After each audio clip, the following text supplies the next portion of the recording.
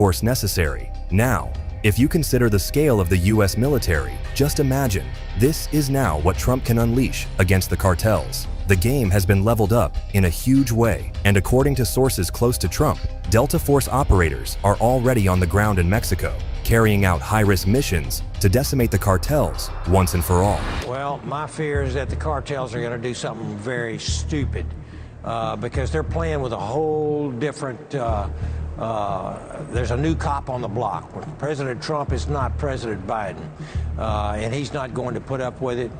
Somebody's going to get hurt real bad, and I have a feeling it's going to wind up being some of these cartels. At the border, the violence and bloodshed are escalating by the day. On February 1st, 2025, an internal memo titled Officer Safety Alert delivered a chilling warning to U.S. Border Patrol agents. Mexican cartels had authorized the use of drones equipped with lethal explosives against U.S. personnel. But what the cartels don't realize is that by escalating their warfare, they're pushing the U.S. toward deploying its most brutal military tactics, including the infamous Delta Force, an army like no other. They would be insane to try to pull something like this with weaponized drones, targeting our Border Patrol, our National Guard troops, etc. They're going to be treated like the enemy that they are. According to multiple sources, Delta Force, renowned for its cunning precision and unbeatable combat skills, is executing a range of deadly tactics in response to the cartel's escalation. Their operations include assassinating high-ranking cartel members, destroying drug production facilities, and blocking key smuggling routes. With state-of-the-art technology at their disposal, nothing can stop them. Once Delta Force is coming for you, there's no way out. Well, if an order comes down from the president to use Delta Force or some other elite unit, what would happen if the military brass flatly refused to execute that order? Well, then you clearly have a constitutional crisis and a military coup on your hands. Let's pray it never comes to that, and that President Trump is, even now, as we speak, let's pray he's getting rid of the most unreliable, disloyal officers that are still in this U.S. military. That does it for this edition of the Worldview Report. As always, thank you for tuning in and supporting the broadcast by going to worldviewfoundation.com and making a contribution of any size. You'll also find our mailing address there if you prefer to support us through the mail. Again, you help make this broadcast possible. Worldviewfoundation.com. So next time, I'm Brandon House. May God save America. Take care.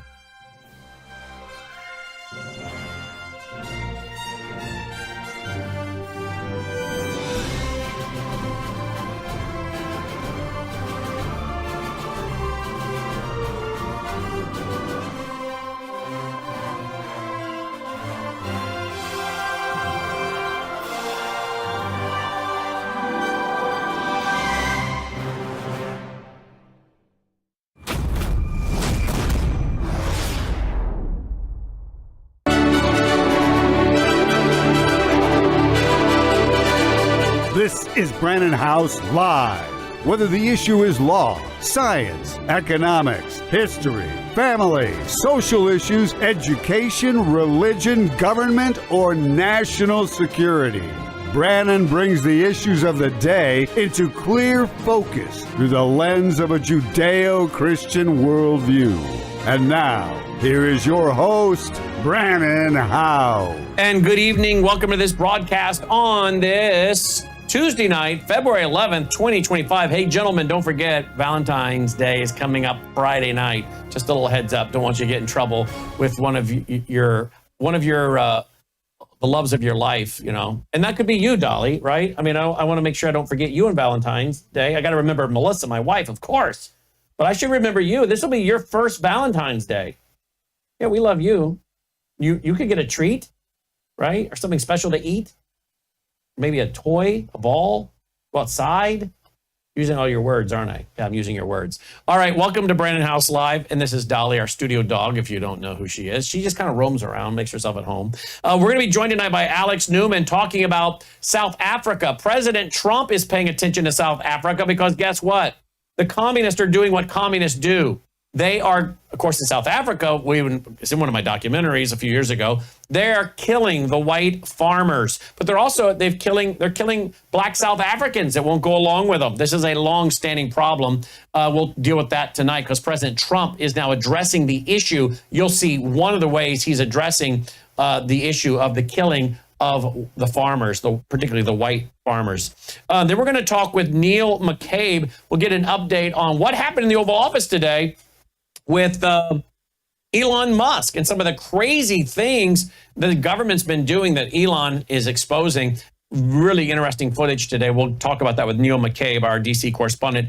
Shahram Hadian is going to join us to talk about Israel and Gaza, what's going on there with Netanyahu and President Trump and Gaza, the Palestinians, and all of those that are wanting to leave, and then those who are wanting to go back and keep fighting, and what is likely to happen come noon Saturday if the hostages are not released. And then let's talk about Iran. Do we need to be worried about the terror cells in Iran? If indeed Netanyahu and President Trump go after Iran and their nuclear program, do we need to be worried about terror cells here in the U.S.? There's so much to get to related to that tonight. And of course, the issue of, Islam, which is so seldom talked about in its truthfulness on the mainstream corporate media. They're going to be joined by a first-time guest, Dov Hicken. How you say it, Logan? Dov Hicken? Okay, I better practice that between now and then. He's a Jewish gentleman out of New York, former member of the New York State Legislature, and he is fighting anti-Semitism. But also, we're going to talk with him about what's been going on in Israel, because he did travel to Israel right after October 7th. First-time guest. I'm looking forward to having him on. So let's not delay. By the way, gold keeps, going up. Come down a little bit the last few hours, but man alive, there's a lot of trading going on with people buying it, and central banks are scooping up gold. So if you want to get a free packet of information on gold, no risk, free obligation, free packet, no obligation, free packet, just text our buddy Wes Peters over at Swiss America, who I've been working with like 16, 17 years. Just text him your name and address, say, hey, I want that free packet that Brandon mentioned. There's no obligation. They'll send it out to you, including how to put gold in your IRA. 602-558-8585, 602-558-8585. And again, also, don't forget about what's coming up February 22nd. The live streaming event with J.J. Carroll, Todd Bensman, and Colonel Rob Maness. Only for Vault members, folks. They'll be in studio for Vault members only. You can join the Vault at worldviewtube.com/vault. This is a great way to have access to our 35 years of ebooks, audiobooks, TV shows, radio shows, documentaries, and interviews that I've done. For 35 years I've been doing this, folks, and it's available in our Vault. It's a great way to support us and get live streaming events like coming up February 22nd. That's a Saturday night for our State of the Union panel. We also, coming up on April 15th, we'll be doing an event. It is our Worldview Radio Understanding the Times Conference in Waukesha, Wisconsin, right outside of Milwaukee. Dr. Andy Woods and myself will be speaking before a live audience. We've been going there for over 20 years at the Waukesha Expo Center. It's free. If you'd like to join us, you can get tickets. You must go to worldviewtube.com/events and get a ticket, because we want to make sure we put out enough chairs. They're $2 a chair, so you got to rent the building and pay $2 a chair. We do not want to put out too many chairs, but we don't want to put out too few either. So we want to get a count on who's attending. worldviewtube.com/events to register for free. It'll be a great evening, that's for sure. We'll be live streaming it again for Vault members only. worldviewtube.com/vault, worldviewtube.com/vault. Joining me now is Alex Newman. Alex, welcome back to the broadcast. We got new news tonight. Something you and I have been covering a long time, and that is the white and oftentimes Christian farmers in South Africa being murdered. This is in one of my documentaries, and there's a hill with crosses on it as far as the eye can see. And there's videos that you could not show of them being kept alive for days while they're tortured, their wives raped, skinned alive, cigarette burns, drills used on them. And after they've been tortured and beaten and sexually assaulted and raped, then they finally, after they die, put a body at times on their dead body to denote and take pictures and more video to note they just killed a Christian. Is all that true that I just laid out?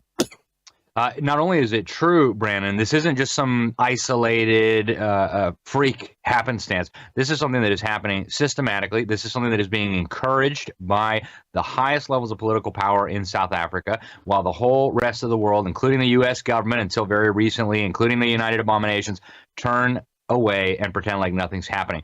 And these aren't mostly Christian people. The Afrikaners are a very, very interesting nation, Brandon. I used to live in South Africa. I moved there literally on the day of my 18th birthday. So I've got a great love for all the different peoples of South Africa.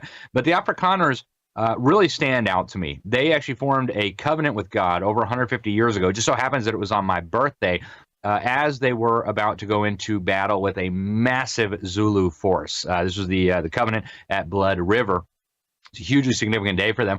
And what they did was they promised God that if he would protect them in this battle, they would forever be his people. They would forever honor him and worship him on this day. They would pass this on to their children. So this is a nation that by its own attempts tried to enter into a covenant with God that is now being not just brutally targeted in the economic realm, not just murdered, but targeted for systematic destruction. I like I said, I used to live there, and I saw some of this happening. I didn't connect all the dots. I still wasn't a Christian. I wasn't very well informed on Marxism.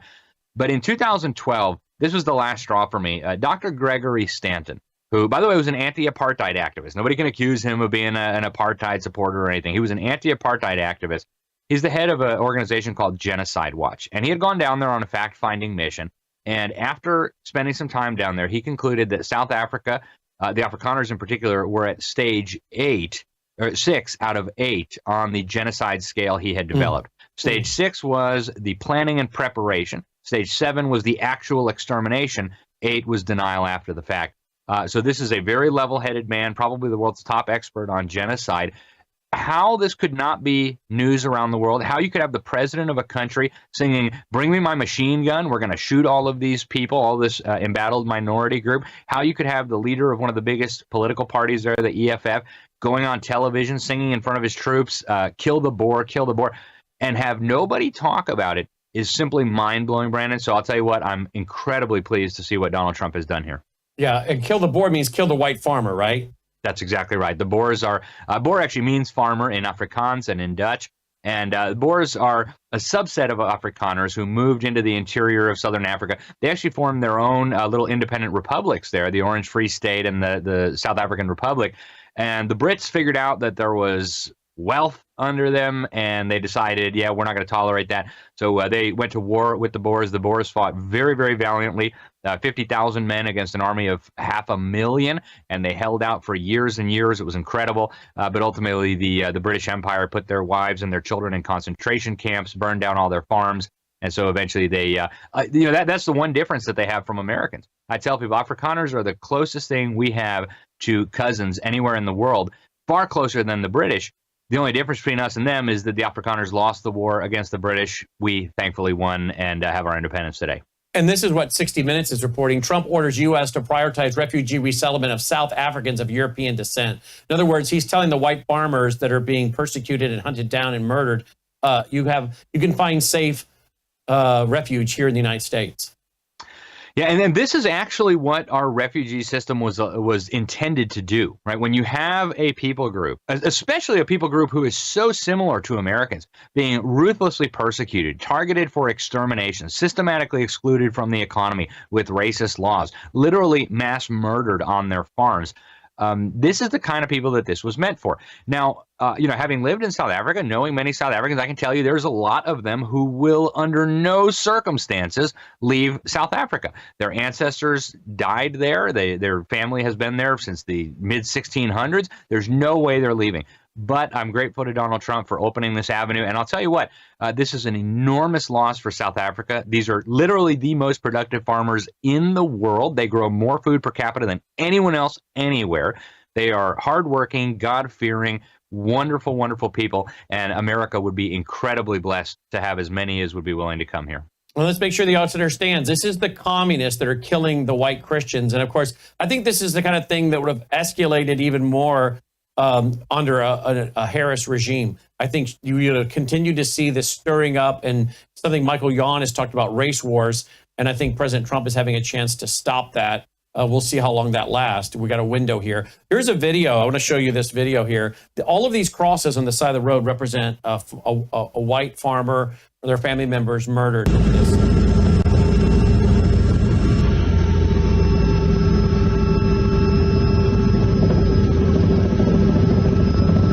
On either side of the road. Look at that.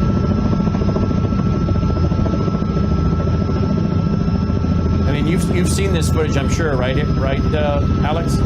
Absolutely. Yep. And I'll tell you more when we get back. I've got a loud helicopter noise in my ear. And it just goes on and on, like as far as the eye can see. Tell us about it. What do you know about this? I'll tell you what. I'll just play it and I'll mute the sound. Yeah, and this is actually one of several. There's another monument that we put on the cover of the New American Magazine for my cover story in 2012. It's a whole hill covered with white crosses. There was, when I wrote the article, over 3,000 of them, some of them representing babies. And it's a monument to what they call plasmoorde, which in Afrikaans means farm murders. The brutality is horrific. But there's a few things I really want to say about this, Brandon, because the left, the fake media, has done such a good job of deceiving people that a lot of people who are hearing us right now don't even know what we're talking about. That's right. So first and foremost, I want to say this is not a racial issue. It never has been a racial issue. It has always been an issue of communists and globalists trying to destroy a Christian people group who brought with them Western civilization to a far-flung corner of the world, very much for the same reason as our ancestors came to the United States. They wanted religious freedom, they wanted individual liberty, etc. Same story. Now, the Soviet-backed South African Communist Party, which actually was behind the revolution, they used the ANC as a front after they took it over. But I want people to realize, when the South African Communist Party was formed, it was the first communist party formed outside the Soviet Union. It was a tentacle of the Soviet Union. Their original slogan, I'm going to quote it for you, was, "Whites of South Africa unite to keep South Africa white." So now they frame themselves as a liberation struggle. What happened was they realized that was going to be a losing proposition, and so then they became anti-white liberation forces, and they duped a bunch of people into joining this war. And I want to, before I go further, I want to explain the significance of this to Americans, because I think a lot of Americans hear this like, well, what do I care what happens on the southern tip of Africa? Look, folks, what they have done in South Africa is a microcosm of what they are planning to do to you in the most real sense possible. South Africa is not a country in any sense of the term. It's a landmass filled with numerous countries, all forced together under a unitary communist regime that is corrupt, that is murderous, and that is deadly. Again, microcosm of what they want to do to the world. So just translate what happened in South Africa to the world. They put the Zulus, the Xhosa, the Afrikaners, lots of different nations with their own cultural identity, language, religious value, history, etc. They cobbled them all together in one thing and called it a rainbow nation. Now, all of those nations have been dispossessed. They've completely lost control of their own destiny and their own future. It's exactly what they plan to do to us, but at a global level, using, in many cases, the exact same arguments. So we need to surrender sovereignty to a supranational institution where Americans would have maybe one vote out of 200, and we would lose our property, we would lose our freedom, we would lose everything that we hold dear. So that's one of the reasons why South Africa is so significant. It was a test case. It was a model for what they plan to eventually do to us. If you don't mind, Brandon, I'll keep ranting here for a little bit because, as you can see, I'm passionate about this. I've been sounding the alarm about this for well over 15 years. Now, I want people to understand, too, when I go back to this racial thing, the African National Congress was so brutal to black people who opposed them, you almost could not fathom it. I won't even describe the things that they did, including Winnie Mandela, Nelson Mandela's wife. They would put burning tires on people's heads and light them on fire. These were black people who opposed the ANC, very much including the Zulu nation, which allied with the Afrikaners against this communist revolution. They were targeted horrifically by these communists, by these globalists. And when people say the Afrikaners are just white or that they're a particular race, even that's a misnomer. What really unites them is culture, language, heritage, and Christianity, right? Before Western Christian civilization arrived in southern Africa, there was, at least where the Afrikaners first landed on the Western Cape, a handful of nomadic tribes that lived there, the Khoi, the San. They did not settle. They did not have private property rights. The black tribes that they met much later, these were pagan tribes that were engaged in many cases in cannibalism, human sacrifice. And today we're supposed to say, oh, yeah, they should have just formed a democracy with them. I mean, how utterly ludicrous. It's like saying the Jews who showed up in Israel should have formed a democracy with a billion Muslims all around them. It's like saying that the American settlers who arrived on the shores of America should have formed a democracy with the Cherokee or with the Sioux. It's simply inconceivable, and yet we take this very strange approach. So the Afrikaners are a mix of Danish, Dutch, German, French, some of the native peoples intermixed in there, some of the Asian immigrants who came from Indonesia, India, things like that, united by language and culture. And these people meet every element of the definition of the people that our refugee laws are supposed to protect. So I'm really grateful to Donald Trump here, and I could go on and on, Brandon. I'll stop here. And I think other than Donald Trump, the one that did the most on this would have been Ronald Reagan. And it's in my documentary Sabotage, I believe, where I have the video of a black South African being lit on fire with tires, gasoline-drenched tires around his body and lit on fire to burn alive. Why? Because he didn't want to go along with the communist. And they did this to many, many black South Africans. So this is not a racial thing. This is a communist thing. And exactly right. The President Reagan, he's in my documentary Sabotage, a clip of a speech of him in the East Room speaking about Nelson Mandela and what he and his people were up to. And Margaret Thatcher knew about Nelson Mandela. And sadly, we have many, many people that have made him into a hero. But Nelson Mandela was a terrorist. He was a communist and a terrorist. That's not hyperbole. That is highly documented. And the mistake they made was not hanging him, but imprisoning him so that he could eventually be let out. If they had hung him and executed him for being the terrorist he was, he wouldn't have ever been let out. And now look at what has happened to South Africa. It's far worse than it was. And of course, we have pictures of Nelson Mandela with the Soviet hammer and sickle behind him with his fist of rebellion in the air. So this is what happens when you try to make nice, play nice with either Islamist or communist. When you have Islamic communist or Islamic terrorist or communist terrorist, what you have to do is execute them. That's what you have to do. Let me play a video of a widow, an African farmer's wife. Listen to this. Very sad. President Ramaphosa recently stated very casually in New York to the media that there are no killings of white farmers in South Africa. There are no farm murders. Really? My name is Mariandra Yennes, and I'm a survivor of a farm attack. My husband was shot 6 times during such an attack. He was murdered in cold blood in front of me and my 6-year-old daughter. He was shot 6 times, and the last one was in the head. I had to pick up our broken life after that. I had to give birth to our 4th child, our son, 5 days after Daddy's funeral. These attacks do happen. It happens almost daily. Our story is one of thousands. What would you do if it happens to you or to your loved ones? What would you do if you had to raise 4 little children alone after your husband was murdered in cold blood and they stole nothing? How would you feel if you had to slip in the blood of your loved one? The smell of it seeping through the floors of your house, the house you were supposed to be safe in. These attacks happen, and it happens to good and normal people. What would you do if this happened to you? What would you do if your government denies that it happens? Would you keep quiet? So I ask you, the people of America, to help us to share this message, to help us to spread awareness of these farm murders, because they do happen. We appeal to you to help us.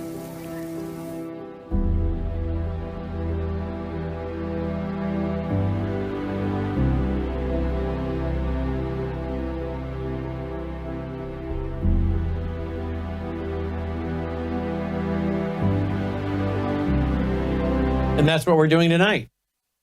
Yeah. It's trying to spread the word. Where's the Hollywood elite? Where are the left talking about this? Here is, I guess this was pulled from YouTube, but thankfully there are networks like Worldview Tube that will play this. Listen to this. Now, I spent 3 weeks in country with white farmers in South Africa, being systematically cleansed from their land. I travelled to sit with and understand families of the victims and survivors of the relentless attacks by black gangs that can go on between 3 to 6 hours while the white farmers and their wives and children are tortured. I lived on the farms of future victims, just as I promised you I would a year ago, almost to the day, right here. I wanted to share their fears for the monsters that can come in the night. The last days of the whites in South Africa are upon us. A serving police officer told me it will all be over in under 2 years. My new farming friends, big, bold Boers whose grandfathers turned the bushveld into fertile land, are now preparing to make one last stand. They are strapping in for the final fight, preparing for a new battle, the river of blood. And they say they will die in their boots and spill their blood for the land, because they will not leave the place of their fathers. Sitting with one farmer, Bernard, on his stoop, overlooking his little farm, incredibly poor where he lives. It's why they can't leave. They don't have the money to leave. His father on that stoop was beaten to death by the black gangs. His wife was strung up with fencing wire, and his 11-year-old son was shot at. His 8-year-old son can no longer leave the house because he witnessed all of this. You familiar with this video, Alex? I am, yep. And I know the lady who made it, Katie. She did a great work by going down to South Africa and shining attention on this. But what she describes is the reality of what's going on down there. And if this was happening anywhere else in the world, any other situation, this would have been front page news all over the world, Brandon. It's so sad. I want to echo everything you said about Nelson Mandela. Not only are you 100% correct, after he died, the South African Communist Party and the African National Congress both bragged that he was not just a member of the Communist Party, he was a member of the Central Committee, the Politburo of the South African Communist Party. So he lied all his life, and he wrote his memoirs. I encourage people to go read what I've written on this, because we have the original draft of his memoirs. They were cleaned up by an Obama flunky who worked at Time magazine before joining the Obama regime, and he admits that he believes in communism, that he loves communist Cuba, that he hates the United States, that he believes in using violence, even if the majority opposes him to achieve his agenda. So this is a guy who actually didn't just participate in terrorism. He was the leader of the terrorist wing of the African National Congress called MK. They bombed civilians over and over and over again. When they raided the farm where they were preparing for these things, they had hundreds of thousands of grenades, dynamite, anti-personnel mines, gunpowder. This was a campaign of terror. It's a campaign of genocide.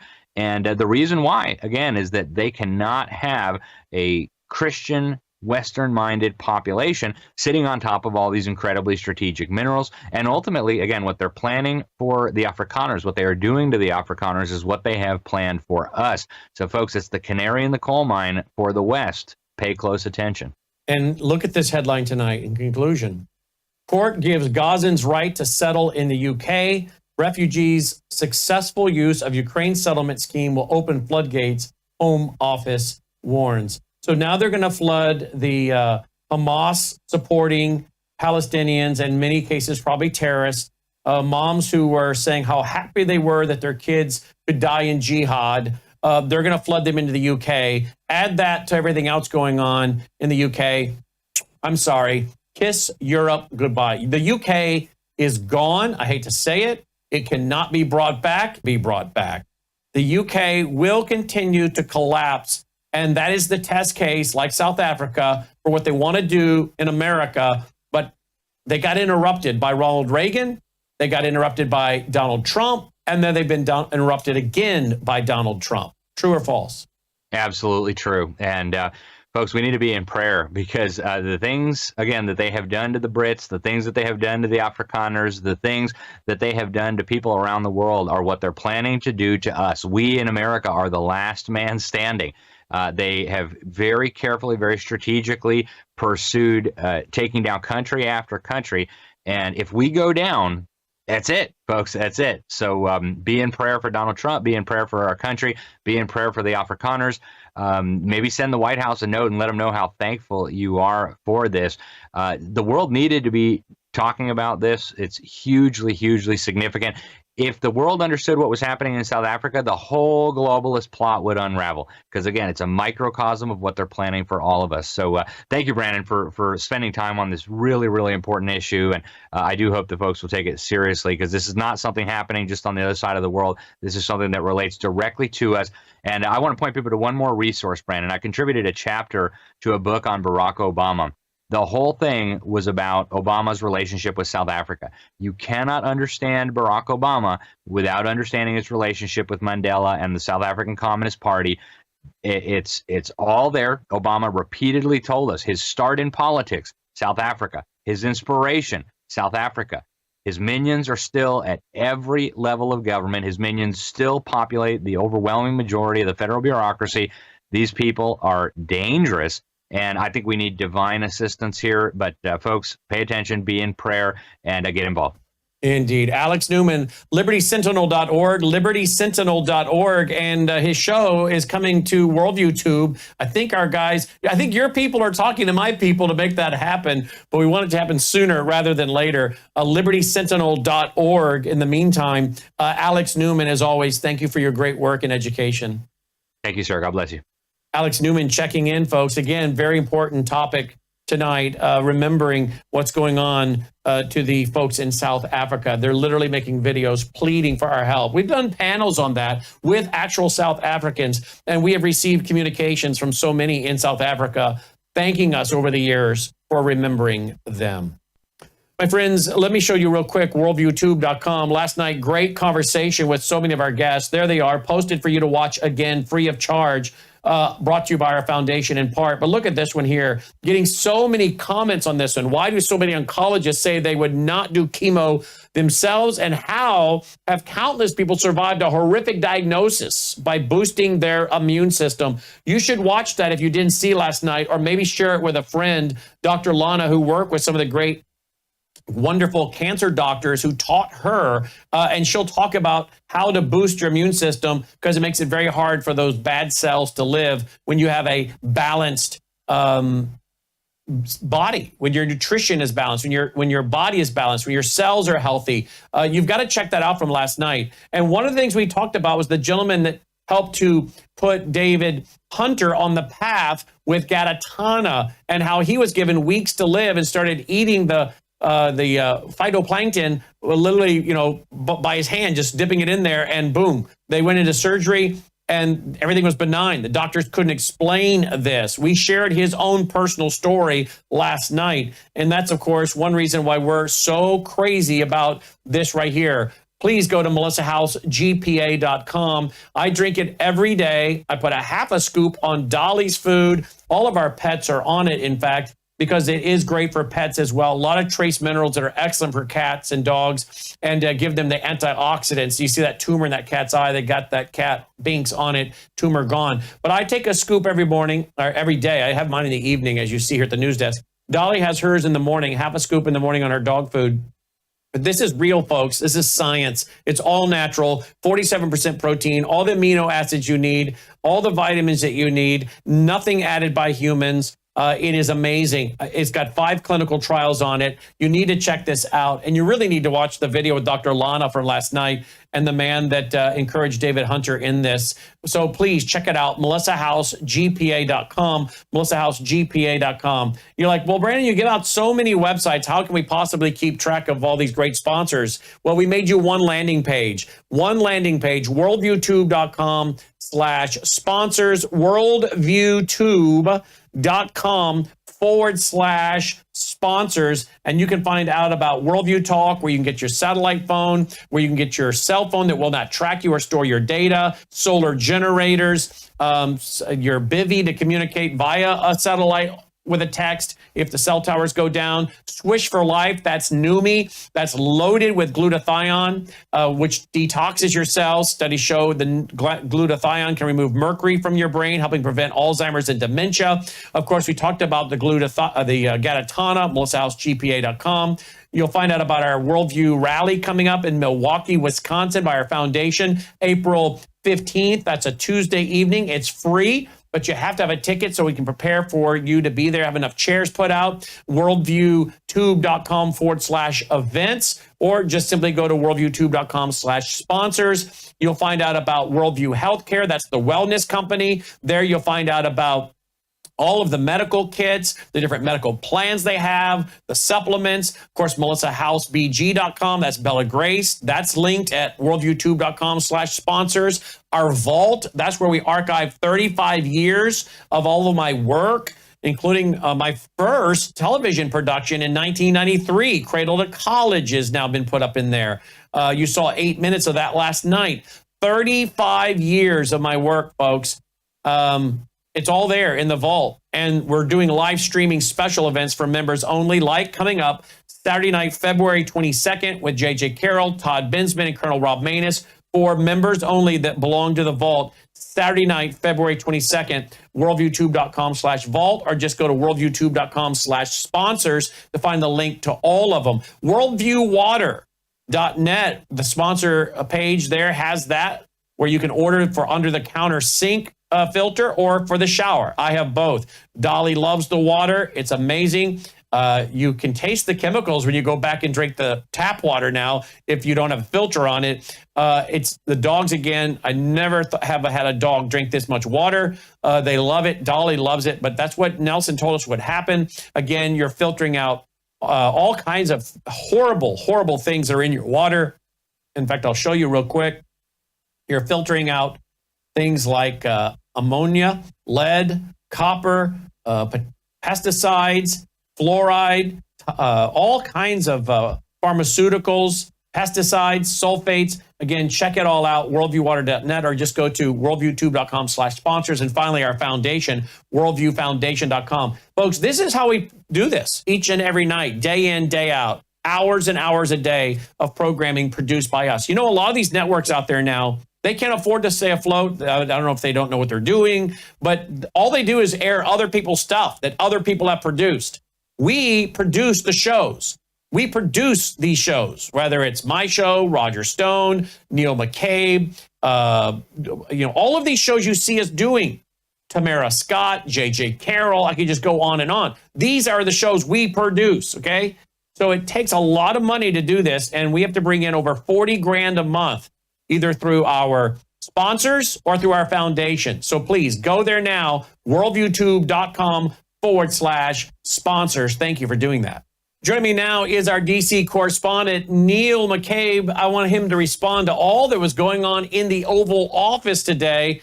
Neil, welcome back to the broadcast. And I want to remind the audience that Neil and I host a show now Monday through Friday. We're into week 2 now, called WorldviewTube's Washington Report. Welcome back, Neil. Thanks for being with us tonight.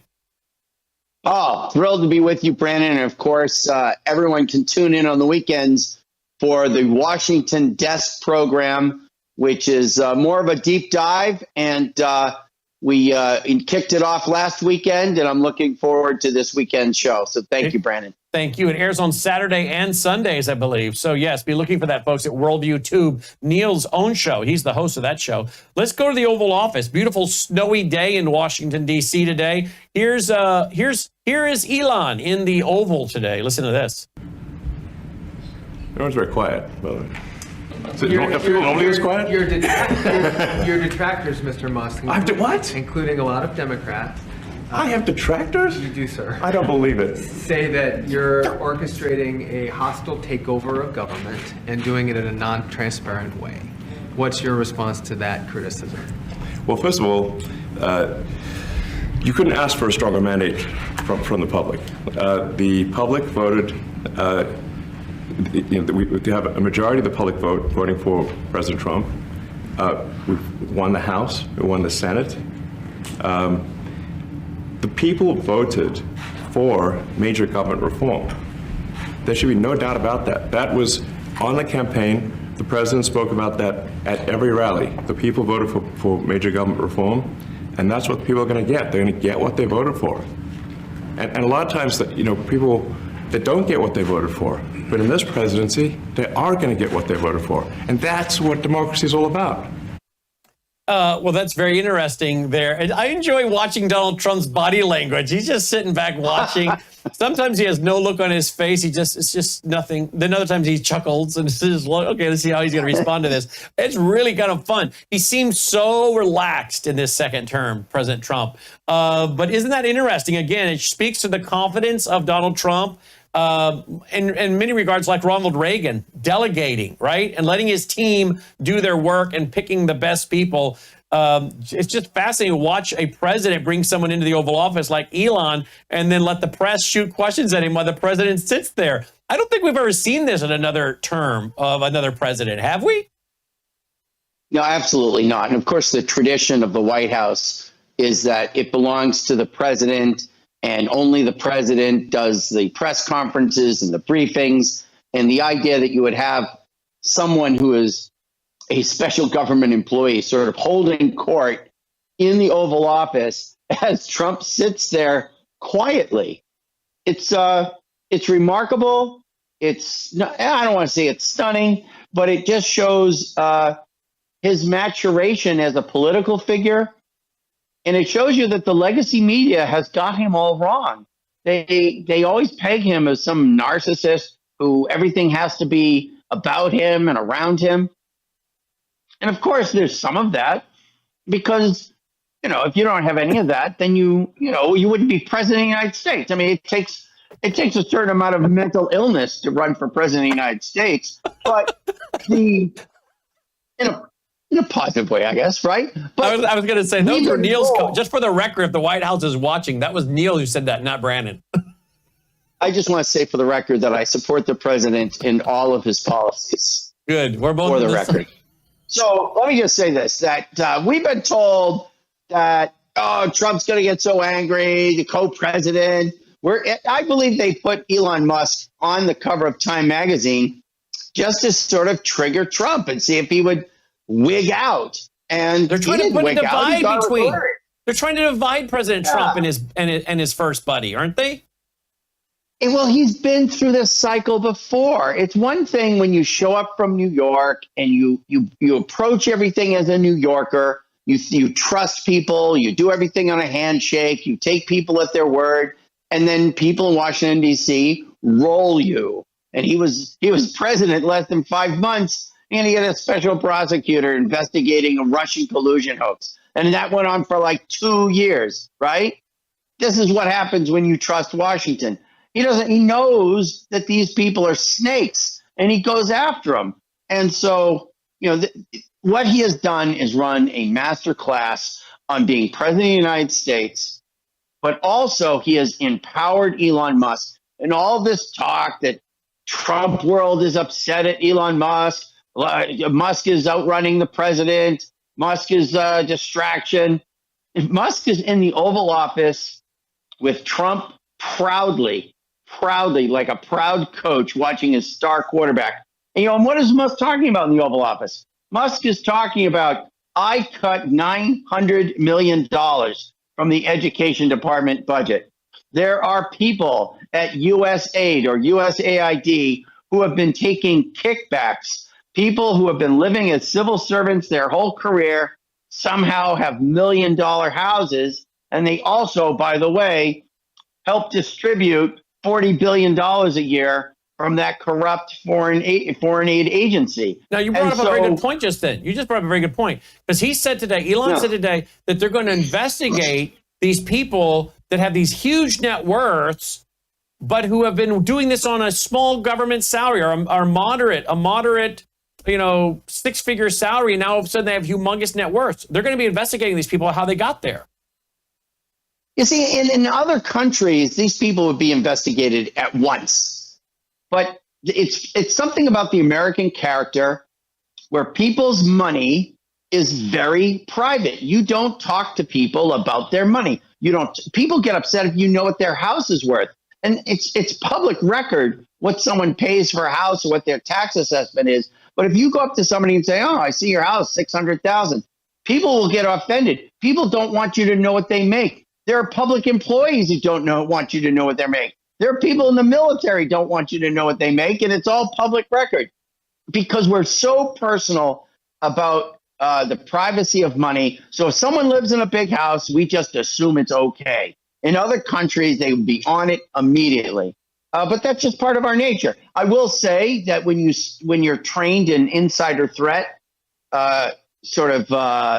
processes or whatever you want to call it, insider threat programs, you look for people who have extraordinary wealth that does not seem to be linked to their less than extraordinary salary. Yeah. And that's usually how you pick out a spot. Yeah. Here's the clip right here. Watch this, guys. Yeah.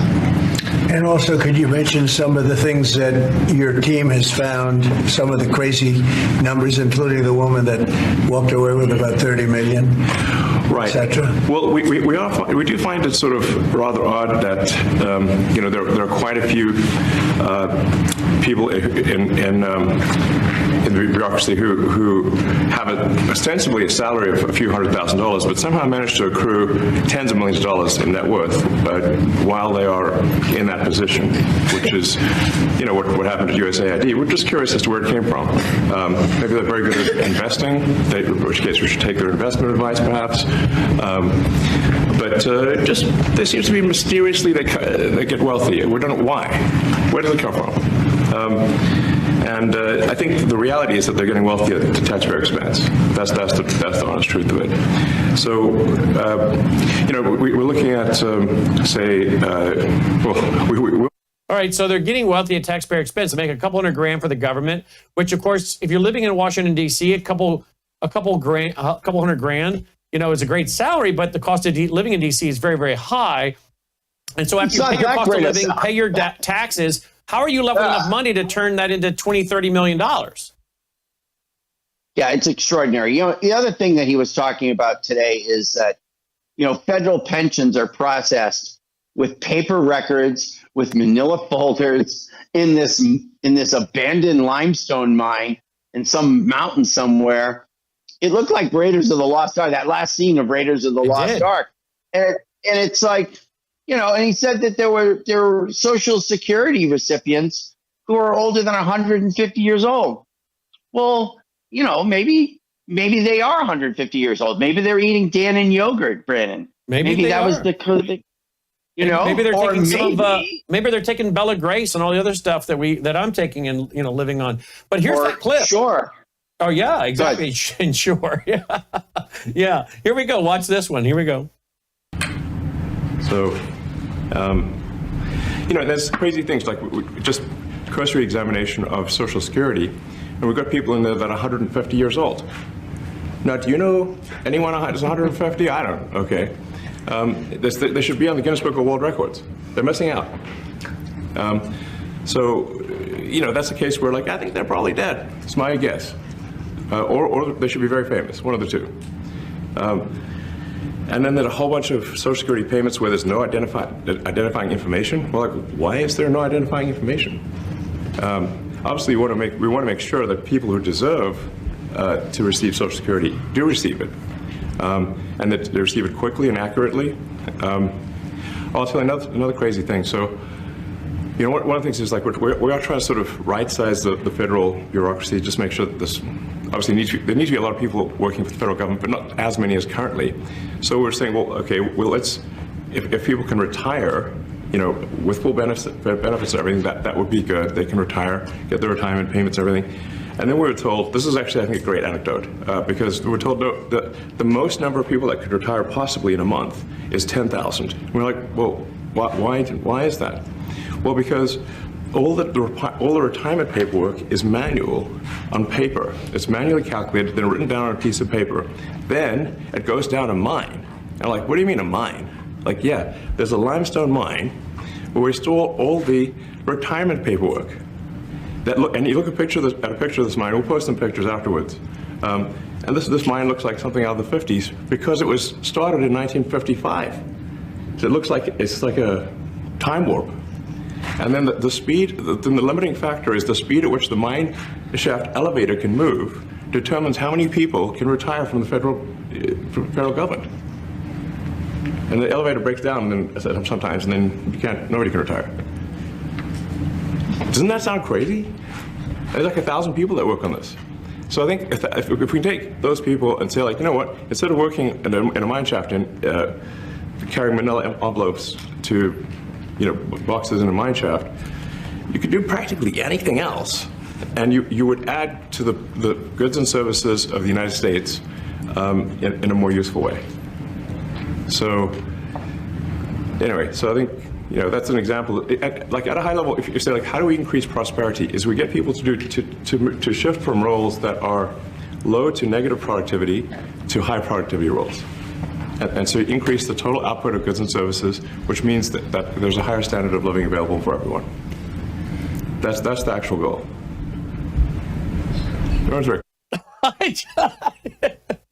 I just really enjoy watching President Trump sitting there taking it all in again. I find that very entertaining for some reason. I also, little X there. He's being quite obedient and calm and just kind of chilling. He's a good kid. Yeah, he seems like a very well-behaved little boy. Kid. Very, and it's very reminiscent of young John playing around with his father's desk in the Oval Office, President Kennedy. And of course, President Kennedy is in the news because of the new release of documents. And, but I also want to say there's a wonderful emphasis on children with Elon Musk. He's always talking about the fact that we need more children. And then when you saw J.D. Vance flying to France with his wife and kids, and he was carrying his daughter on his hip as he's shaking hands with the French officials as he comes up the plane. But the emphasis on children and family is also something that is very, very important. It's very important for the country because zero population growth means zero economic growth, as so many other countries are learning, Brennan. Yeah, indeed. And now we have word that this Congresswoman, Anna Paulina, is going to be, well, let's see what she says. I think she has it in her own words today. Take a listen to this. Here we go. What's your priority list? Because Epstein, 9/11. Our first investigation will be announced, but it's going to be covering on a thorough investigation into the John F. Kennedy assassination. And I can tell you, based on what I've been seeing so far, the initial hearing that was actually held here in Congress was actually faulty in the single bullet theory. I believe that there were two shooters, and we should be finding more information as we are able to gain access into the SCIF, hopefully before the files are actually released. Before the files are released, the SCIF, this is a secure room for briefings. So here's a Congresswoman. She's going to head the committee, and they're going to be looking into MLK, his assassination, JFK, RFK. I mean, the deep state has got to be just absolutely trembling with all of the things they're doing. And he was just sworn in 3 weeks ago yesterday. This flood has got them back on their heels because they can't go and process this in the courts and get this done fast enough, as fast as he's moving. And as members of Congress are moving. Yeah, Anna Paulina Luna is my congresswoman for really? Pinellas County, Florida. Oh, she's phenomenal. So when are you going to interview her on your show? Well, she's in D.C. right now. We'll track her. We'll track her down. That would be a great interview. It'd be fantastic. She's great. I've interviewed her before, and I've reached out to her staff, and we'll see what happens. But her husband is also a combat veteran from the Air Force Special Forces, and also a tremendous hero. They both served in the Air Force, and But putting that aside, Paulina Luna was also one of the people who stood up to Kevin McCarthy. So remember when they went to 15, 16, 17, 19, 20, whatever the 20 rounds. To get the speaker elected in the beginning of the last session, Paulina Luna was one of the ones who stood with Matt Gaetz. In fact, she was one of the last 5 who refused to vote for McCarthy. So she is strong. And they tried to knock her out this past election They had a very well-financed opponent, and she won handily. And so now she's coming into her own, and she's learned the ropes. She's also the one who sponsored the censuring of Adam Schiff for lying about the Russian collusion hoax. So she's already sort of on the map, but she's now coming into her own, and she's on the Oversight Committee. And Chairman Comer from Kentucky, the chairman of the Oversight and Reform Committee for the House, he has given her permission to launch this task force. And I think it's a real tribute to her seriousness of purpose. And so, I'll say one other thing, too. It is odd to me that the legacy media is now saying, what is the big deal about the JFK assassination? Nobody really cares. Why is Trump so obsessed? It's like all I've ever heard my entire life is what happened in Dallas. Like the one story from the beginning of my life to the day they put me in the ground, the one thing people will talk about throughout that entire time is what happened to President Kennedy. And the idea that it's like, hey, why don't you just mind your own business and shuffle along? Who are these reporters who don't want the information to come out? It's like insane. Exactly. It's absolutely insane. Most of them weren't alive when it happened. So why do they care? Was their daddy involved, their grandfather, their uncle? I mean, are they working for the CIA? Are these journalists that care really just mouthpieces for the CIA, like Operation Mockingbird, or what's going on here?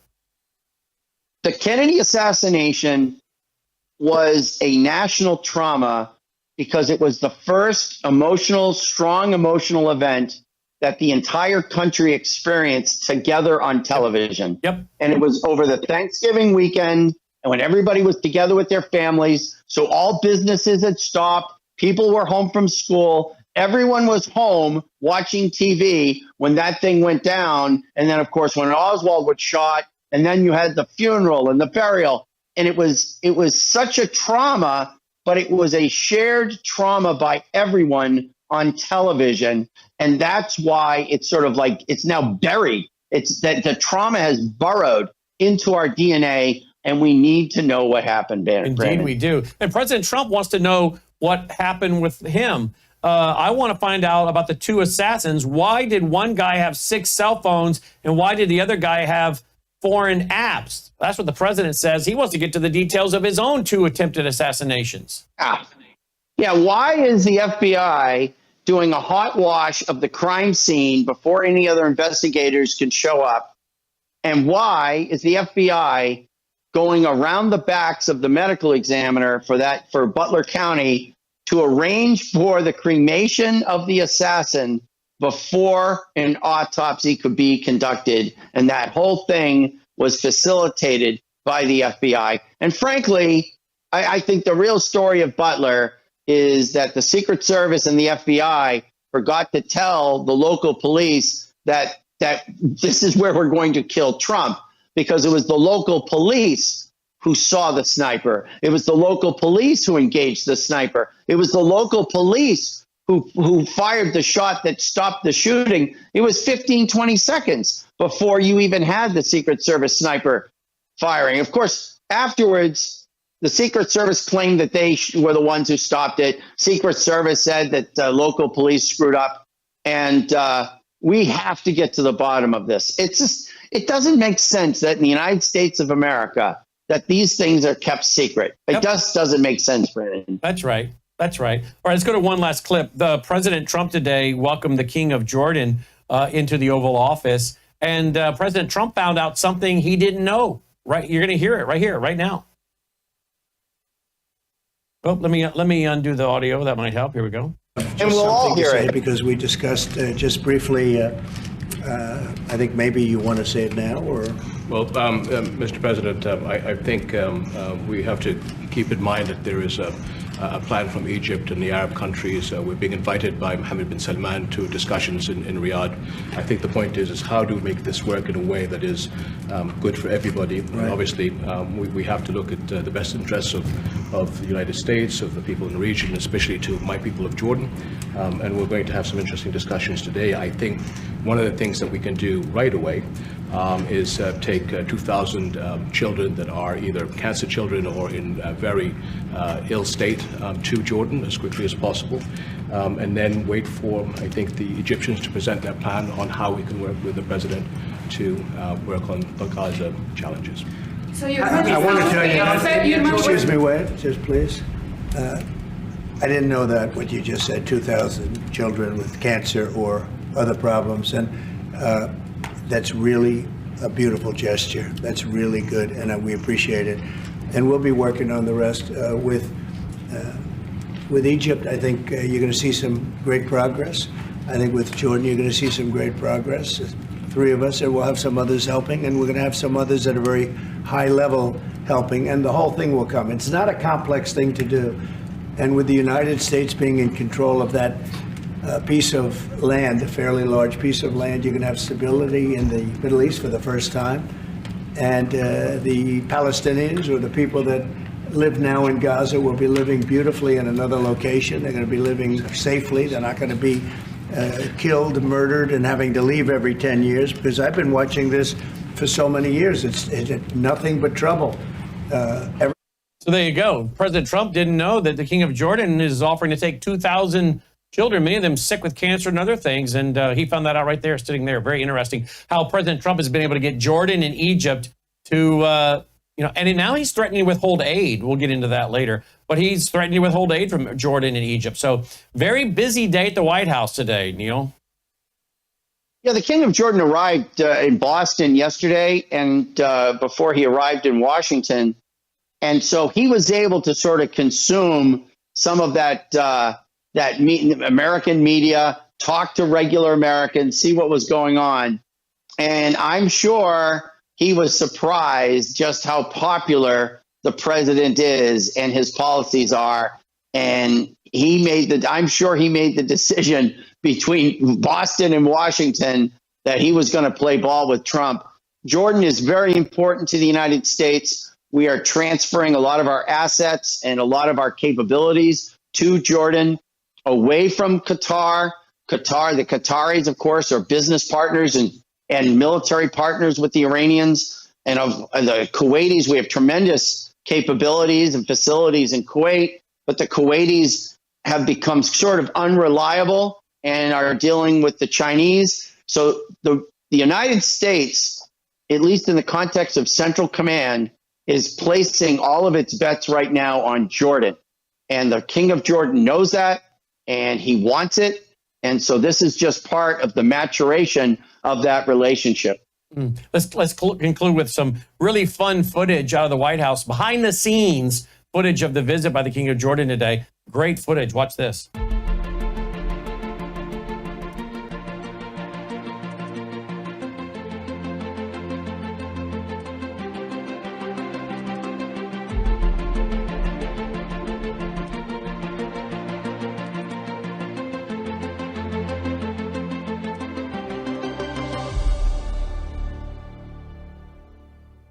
Pretty cool stuff. They're doing a great job. Neil, he's on with me every night, 6:30 to 7 Central. That's 7:30 to 8 Eastern Standard. West Coast, I guess that's 4:30 to 5 West Coast. And he also has a brand new show. The guys on the West Coast, they figure it out. They do. They've been figuring it out forever. If we just tell them 6:30 Central, 7:30 Eastern, they got it.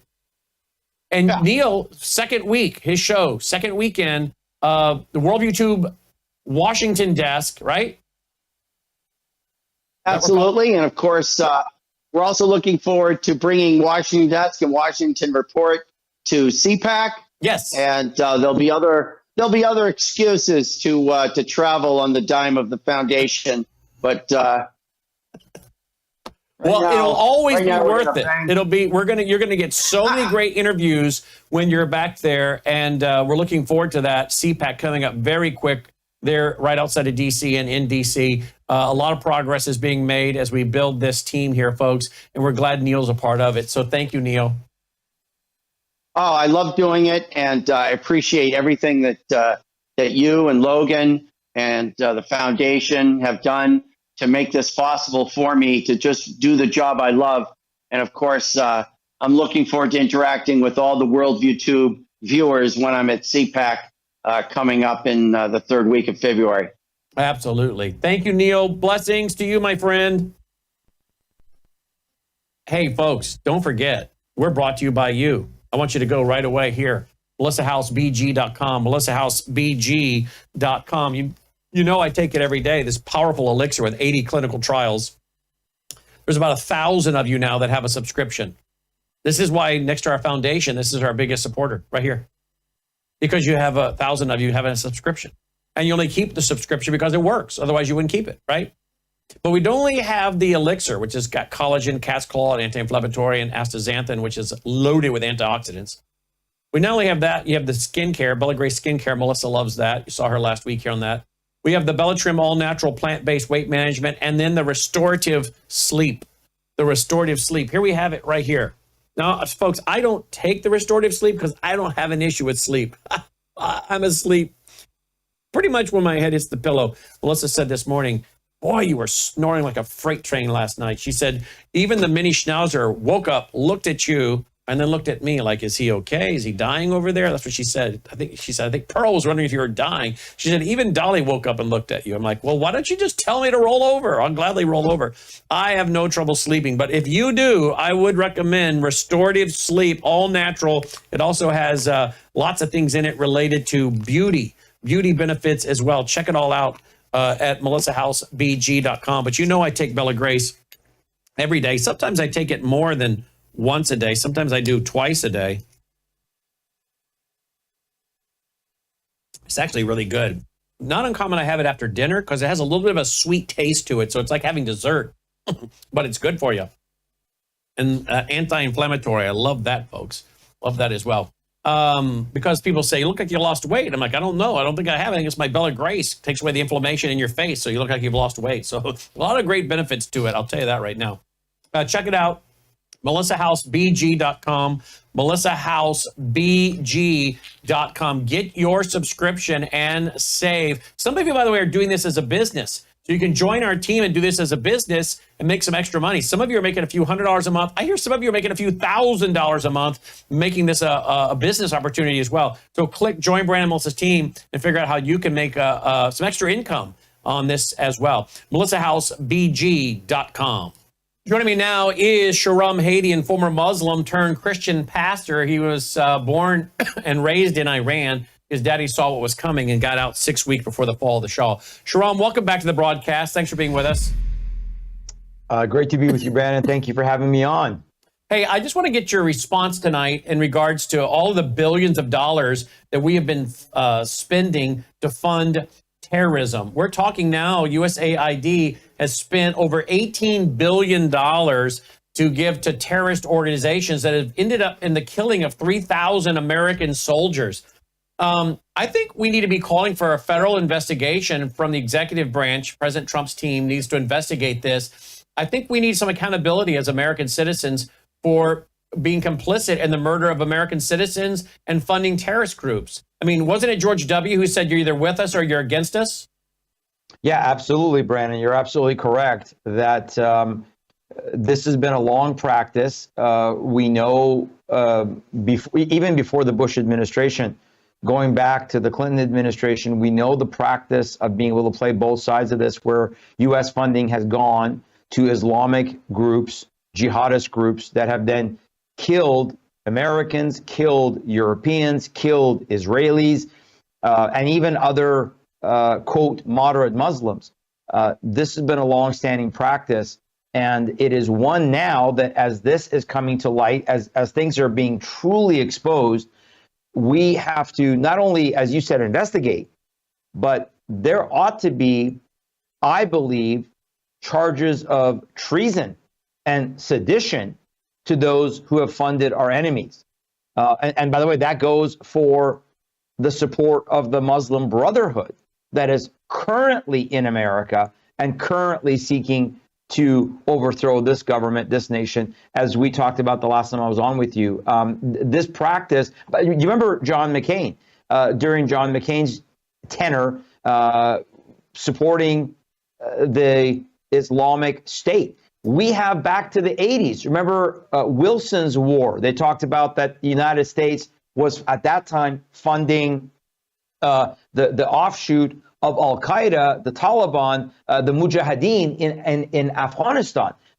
How much money did we give at that time to arm and build up the very people that ended up killing American soldiers and killing people and their involvement in, for example, 9/11 and other atrocities against Americans? So this is beyond just an investigation. It is absolutely criminal, treasonous, seditious. This is, by the way, what the 5,000 FBI agents that were busy trying to surveil us from January 6, 2021. This is what this should be focused on. Yeah, 100%. Look at this headline right here. President Trump says, I could conceivably withhold aid to Egypt and Jordan if they refuse to take the Gazans as part of the Trump peace plan. I think this whole Gaza Strip thing is quite fascinating to me, because I think, as I was talking with Aaron the other day, our reporter on the ground in Israel, it's President Trump is being the bad guy and letting Benjamin Netanyahu be the good guy. And President Trump is going to do some things that Benjamin Netanyahu maybe really can't get away with his coalition government. And I'm all for it, frankly. I'm not for boots on the ground. I'm not for spending American money over there unless there's some kind of deal where we're going to be guaranteed money back. I'm not interested in just giving money. But if President Trump can make a lot of money on the Panama Canal, we take that back. We start charging money for ships come through there. They go ahead and conceivably create this Ben Gurion Canal. You know, we've been doing programs on that. Have you seen that, the Ben Gurion Canal? Yeah. That I'm for that. The first time I heard it was when you told me. I actually was not aware of it until you told me that this apparently had been in the work for a couple of years of opening up that canal for right through the Gaza Strip. Think about the benefit of Egypt. Think about the benefit of all those North African nations that they have access now into the Mediterranean Sea. I mean, that's a pretty good incentive, right? And today, the King of Jordan at least started with saying we're going to take 2,000 children from Gaza. And I said to one of my friends over the weekend, I said, I agree with you 100%. I think that the goal here is that Trump says, look, let me take the lead. But ultimately, the goal is to give that land back to Israel, right? That's where he belongs to, right? The Gaza belongs to Israel. And I think he wants to give it back to Israel. He very clearly because that is way Israel won't be accused of taking the land. Well, Israel took the land.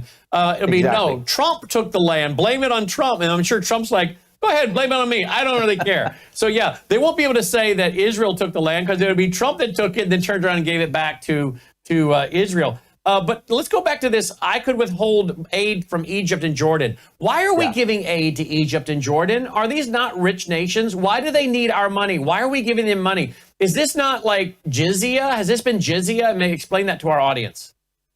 Well, I think it is jizya. And Brandon, remember that from the founding of our nation, right? The jizya or the extortion tax was part of our founding. This is what Thomas Jefferson wrote about, right? What is it? From the halls of Montezuma to the shores of Tripoli? To the shores of Tripoli, right? The tribute. They called it tribute back then because there was extortion tax that they were charging on our ships that were going over to Europe. And that's why he called up the Marines, the leathernecks, right? Because of the fact that they said no more, not 1 cent of tribute, he said, because they knew that's why he read the Quran. Remember when Obama said, Thomas Jefferson had a Quran. Yeah, he read it to understand jihad. He read it to understand that there's no negotiating with fundamentalist Muslims, Islam. And we're not going to pay tribute. So we've been charged extortion. We're doing it now, whether directly with aid to countries, as you said, like Jordan and Egypt that don't really need our aid, or like what happened in New York, where $59 million goes to a hotel that is owned by the Pakistani government. Why on earth are we giving $59 million to house illegals through FEMA? Not only that's bad enough as it is, but wait a second. This hotel is owned by the Sharia compliant persecutor of Christians. Pakistan is one of the worst countries, top 10 on the list of persecuting and killing Christians. And we're going to give them $59 million to their hotel. This behavior is criminal. Anwar al-Awlaki, we pay for his full ride tuition at Colorado State University. This is the guy that started the Muslim Student Associations, Brandon, on Colorado State University.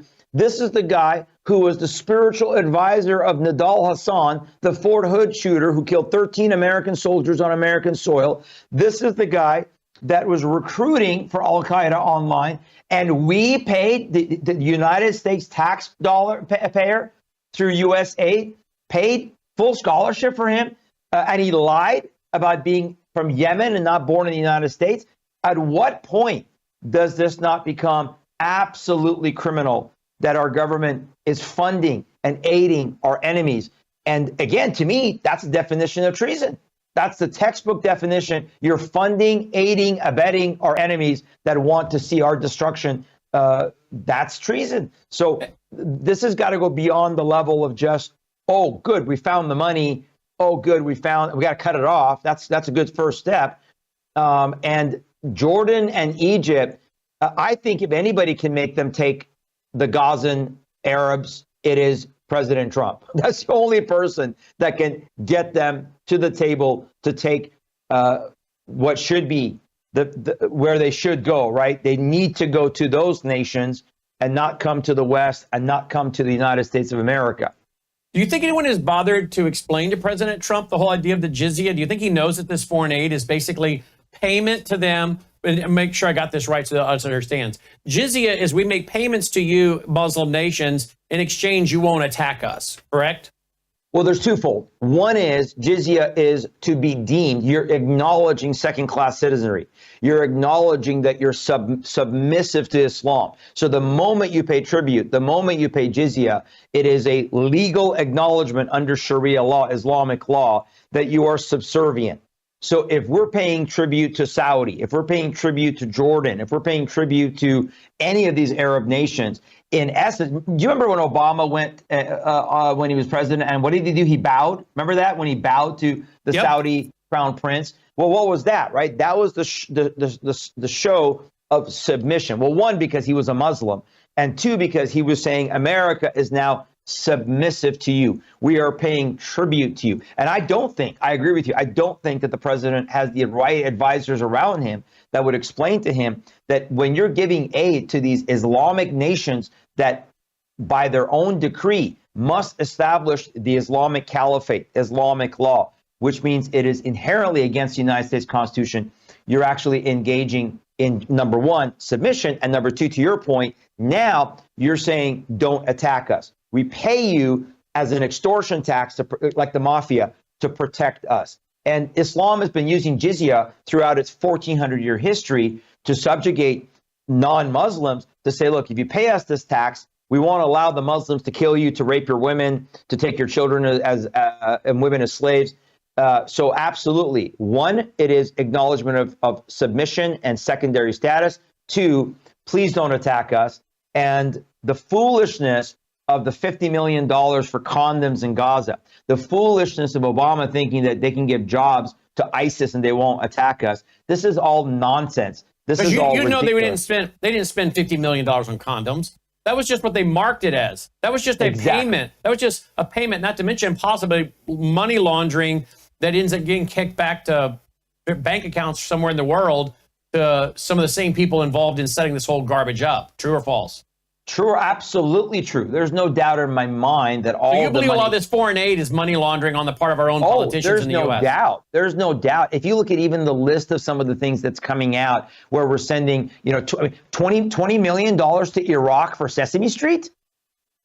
It cost $20 million for them to produce Sesame Street in Iraq. Do we honestly believe that $20 million went to the whoever was the cast of Sesame Street in Iraq? And the fact that we think that we can export Sesame Street, which, by the way, is now completely woke and all about the LGBTQ trans agenda, right? So when you look at the list of money that is going out the door, there's no doubt in my mind that a huge percentage of it is kickback, is coming back. And that's what we suspected in Ukraine, right? We suspected all along that the reason the Biden administration is so beholden to keep pumping money into Ukraine is because they're getting the kickbacks. The Democrat Party, the establishment Republic, they're getting kickbacks from money laundering. Absolutely. And I don't think that's even a conspiracy theory anymore, Brandon, with what's been exposed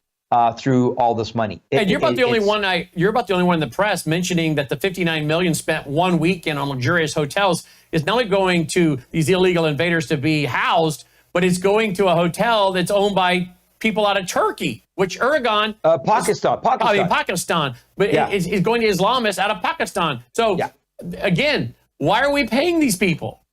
Yeah, exactly. Why are we paying them? Why are we supporting them? This is, by the way, why I was very nervous. I think I told you the one time I was on with you about Steve Witkoff, right? Because remember, his hotel that he had owned in New York City, the Qataris bought, right? They bailed him out, I think like $684 million when he got in trouble with his partner from Malaysia. So one, he was in bed with a Muslim from Malaysia who then ended up being a fraud. And then now the Qataris. So this is the envoy. So this is why it makes me a little bit nervous when you have, again, being beholden to these Islamic nations, and it is ultimately tribute. Whether they call it jizya or not, whether they call it the extortion, of course, they're not going to come out and say, but it is ultimately tribute. And it is ultimately, I think, the backdoor negotiation. Hey, don't attack us. Don't attack our assets, our military bases, all this kind of stuff. Exactly. Our embassies, our people.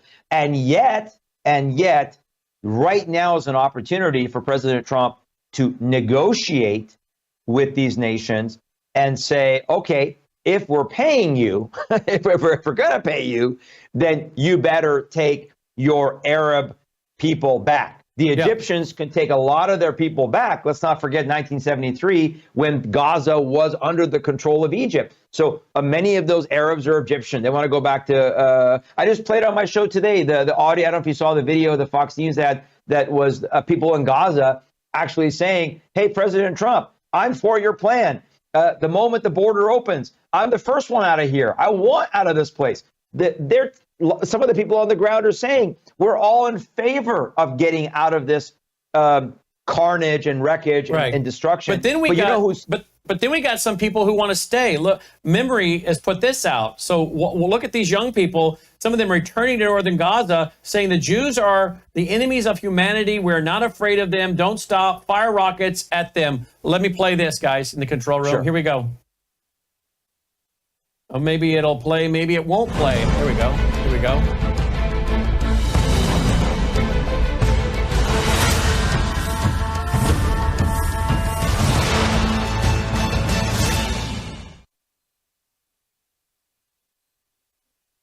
احنا هنصمديه لو قلعوا الحجر دمروا الانسان. اصلنا اليهود لاعداء البشر وانسانيه، ندمر الحجر والشجاعيه عشان احنا مش راضيين.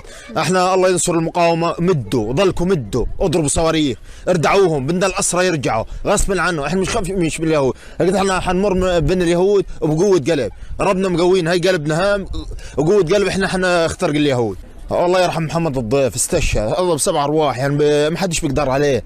يعني هو كان مؤسس حركة حماس، هو وعز الدين القسام، الله يرحمهم، شهداء الأبرار. Yeah, so I say, open the floodgates, let them go, and those that don't leave, eliminate them. Are loyalists. Exactly. Eliminate them. Look who's interviewing him, right? That's Al Jazeera, right? And remember, he's saying that the ones who were interviewed differently, from my understanding, and I could be wrong, but they were interviewed by a pro-Israel journalists that were interviewing them to see whether they were in support. Who's interviewing this guy? It's Al Jazeera. This is the Islamic world. So even if he felt different, he's got to be able to say what he said. And I agree with you 100%. The ones who stay are now all enemy combatants. The ones who stay are all now loyal to Hamas, and therefore all bets are off. You send them to quote unquote their paradise sooner. And not that we rejoice in that, because obviously we know they're going to hell. But the ones who truly are not under the control of Hamas and are not sympathetic to Hamas are the first ones that I saw the interviews that are saying we're the first ones out of here. We want a safe life. Yeah. We want a peaceful life. We would love to go to Egypt. We'd love to go to Jordan. We'd love to, well, I don't know about Syria, because obviously Syria now. By the way, speaking of money, we knew, you and I knew, that how much money did the CIA put into Syria to destabilize Syria that now has fallen into the hands of Recep Erdogan and Turkey, and now is becoming a Sharia-compliant jihadist enclave for Jolani. Jolani is a figurehead, the guy that's the Muslim running. It's really Turkey that is controlling. So the guy Syria running right Syria is a figurehead. Erdogan is really the one of Turkey's the one He's who's really the one. running it. Absolutely. Okay. Let's Turkey switch gears to Iran. You were born and Yes, raised sir. in Iran. Your daddy was high-ranking in the Iranian military before the fall of the Shah. Here's a video of a deputy Islamic Revolutionary Guard commander-in-chief saying that we build missiles that can reach anywhere in the world. Watch and listen to this, please.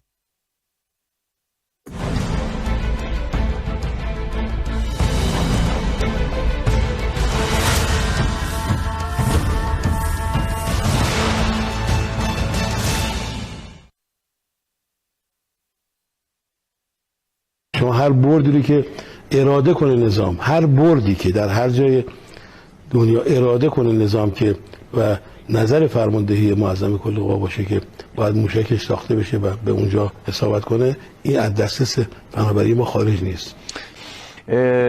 واقعا چقدر از این شهرهای موشکی الان ایران همین در اختیار که رو داره؟ زمین هست، رو زیر زمین هم هست دیگه. چقدر شهر دارید شما؟ بالاخره هست، زیاده، یعنی آمار و ارقام که نمیشه منتشر کرد، بله، ولی به اندازه‌ای که بتونه در مقابل امریکا و رژیم صهیونیستی و متحدانشون بیسته و امنیت این مردم رو تامین کنه، ما به حمدالله امکانات داریم، ظرفیت داریم. All right, so there you go. Now, let's talk about that. What do you think is going to happen with Iran? And by the way, I'm sure you've seen the video footage of all of their ships, boats, military hardware deep underground. I'm sure you've seen those tunnels. What do you think about what we just heard? And what do you think Iran is going to do? What do you think Israel and the United States is going to do when it comes to Iran and their nuclear program? Well, I've seen what you're talking about with their underground capacity, and it's quite extensive, their underground capacity from what I understand, I've been told from inside the country. Iran right now is very tenuous, right? Because Iran just celebrated, I mean, the regime just celebrated the 46th anniversary of what they call the revolution, which I would call the coup, when it was overthrown, the Shah was overthrown. If you saw some of the video that's coming out of Iran on Twitter, on X, on some of the, again, black sites, the people in the streets, as these fireworks are going off, are chanting death to the dictators, death to Khamenei, death to Khomeini. Yeah, you're seeing the video there of these underground bunkers. So there is a growing divide as President Trump, first of all, first thing he did that was right, in my opinion, he restored the sanctions. Now, this is hard on the people of Iran because the people of Iran have greatly suffered at the hands of this regime for 46 years, and they're done with it. That's why they're boldly shouting, death to Khomeini, the first supreme leader, the current supreme leader, and death to the Islamic Republic, to the Islamic dictatorship. But I think the first thing is restoring the sanctions, absolutely right thing to do. I don't see Israel, obviously, as you said earlier, to be the front person on this. I don't see Israel doing a full frontal attack, right? Their attack has been much more surgical, and I think they remain surgical. And I think if America is wise, the capacity of Israel's intelligence is better, certainly at this point, given how horribly DEI and woke our apparatus is, the CIA, the intelligence ability to infiltrate. I think we allow Israel to do the surgical strikes, to take out their top leadership. I think it's time to take out their top leadership. Obviously, it's hard, Brandon, for me to say that, by the way, the people of Iran, right? You've heard the chants. They are welcoming Israel to hit Iran. They're welcoming Trump to hit Iran. Because they want to be out from underneath this Sharia. They want to go. Yeah. They're done. They're tired of it. They're done. They're done. 46 years. They're done. It's finished. It's over. They've lived under the experiment that is an Islamic theocracy. They're done. And any Westerner that thinks how wonderful Islam is, just go talk to Iranians who've lived under it for the last 46 years, and they'll tell you how horrible and evil it is. But I think you have to have surgical strikes, targeted strikes. And in this case, I think, in my opinion, the Israeli ability is better. Their ability to infiltrate is better, given that our apparatus right now is in tatters and it is really disgraceful. If over time in the next year or two we build that up, but obviously we would agree that Iran cannot have a nuclear capacity. I think they're closer than we think, although Israel continues to say that no, we pushed them back, and I think they have pushed them back. But Trump cannot be seen, in my opinion, to try to keep the Saudis in check. Although the Saudis, remember, they don't trust the Iranians, right? Because the Iranian are the Shia power pushing Lebanon with Hezbollah, and of course working with Yemen and Qatar. But I do think the Saudis would be upset if there was a full frontal attack by America on Iran. So it's got to be surgical. I do think it's time to go after the leadership, get rid of the leadership with lots of creative ways that Israel and the Mossad can come up with, and allow a chance for the uprising. Because now, here's the difference. Now you have Trump in the White House. And not that Trump would lend military aid to Iran, but Trump would lead the moral support that the Iranians would need to overthrow that regime. Now, do you think this is why President Trump is working with Voice of America? He's appointed Kerry Lake to be the head of Voice of America. What do you think President Trump is going to do with Voice of America? Is he going to pump programming into Cuba? Is he going to pump programming into Iran? Is he going to be pumping programming into Egypt? Where else might he be using something like the Voice of America to try to encourage the base to throw off Sharia? Well, I don't know about specifically if he gets it that Sharia is a danger, because that's still up to be seen, right? Is that, does he understand? Does he have the advisors around him who would be able to tell him the danger? Because of course we would say, if he sees that as a danger, he needs to start here at home, right? He would need to start here. He needs to declare Hamas as Muslim Brotherhood, as a terrorist organization who gave birth to Hamas in '87. So start with that and go after Muslim Brotherhood. Start with CARE. With CARE. Start with CARE, 1994. They're the first ones right off the bat. Then go after other entities like the Muslim Student Associations, and then go after the mothership, the Muslim Brotherhood. Start there in America. Now, I'm not saying it's either or. It could be that and overseas. To answer your question, absolutely. I think that they are going to be sending programming in to say, this is the time. Because why? You now have somebody in the White House that is actually going to stand their ground, actually going to support freedom across the world, actually going to support throwing off the shackles of any kind of a tyrannical government. You can use that type of language. I don't think the president would understand yet the dangers of Islamic law. Let me show you the dangers. This is Iran 1970. There you go. This is Iran 1970. Yeah. If you did that today in Iran, what would happen to you? You would be flogged, jailed, and probably hung, because the morality police would crack down, even though they're having a harder time because women are getting so brazen now. Remember when Mahsa Amini was killed in September of 2023, the women coming out and tearing off their hijab. Here, look at this. Look at this. I'm sorry, that was music from this video. No, that's okay. Look at this. Look at these little sweet little children. Now, just so you know, again, there are many people. What? That was like my mom, Brandon. She was a school teacher in Iran. That's how she dressed? Would have been like, that's how she dressed. Yeah, if you saw pictures of my mom, she either wore a longer skirt or pants like that. That's how my mom would have dressed when she was a school teacher in Iran. And your parents did not want to live under Sharia, which is why they bolted. Absolutely. Absolutely. That's the number one reason my dad did not want to live under that Islamic rule. Even though, again, he called himself a Muslim, he was not practicing at all. And he did not want us to live under that rule. And your mother got trapped there your mother was trapped there for how many years? My mother decided to go back 9 months after we came to the States. She went back to finish her time teaching to get a retirement. when the hostage crisis happened in November of 1979, when was 79, right? 79, November 4th, I think it was, 1979. They stormed the embassy and they kept the hostages for 444 days, you remember? Yep. She then got it was 1979. It was 1979 to 81. Yeah. Do you remember, and this is one of the things that most people forget. Everybody, all these people that get really upset at Donald Trump and his immigration policies and trying to keep our country safe, they forget that Jimmy Carter, a Democrat, was the one who imposed an indefinite ban on Iranians being able to come into the United States who were not either citizens or permanent residents. And at the time when we had fled Iran, we had come to the United States under a visa, under a temporary visa. So my mom went back to Iran for 9 months to finish her to get her pension, and she tried to come back.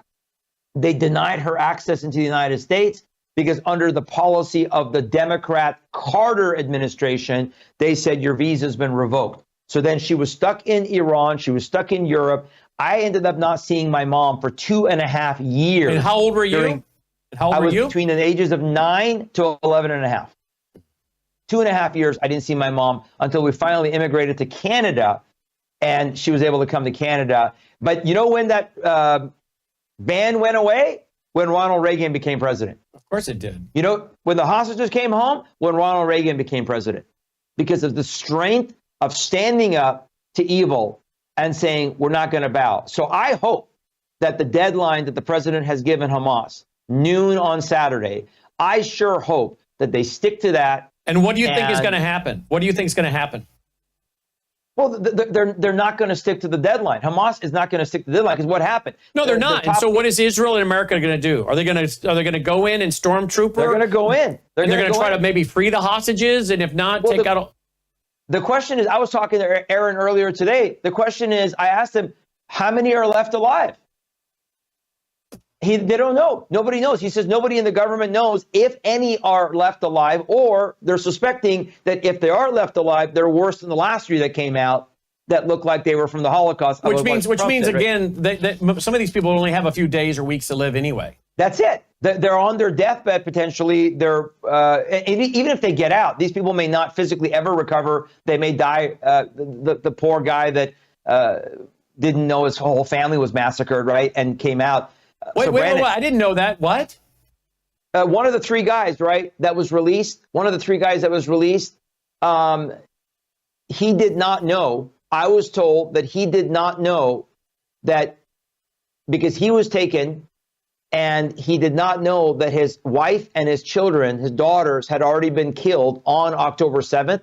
So I was, what I had read was that he was hoping the whole time in captivity, he had no news. Oh, no. Really? Yeah. Here it is. Yeah. Look at this. Look at this.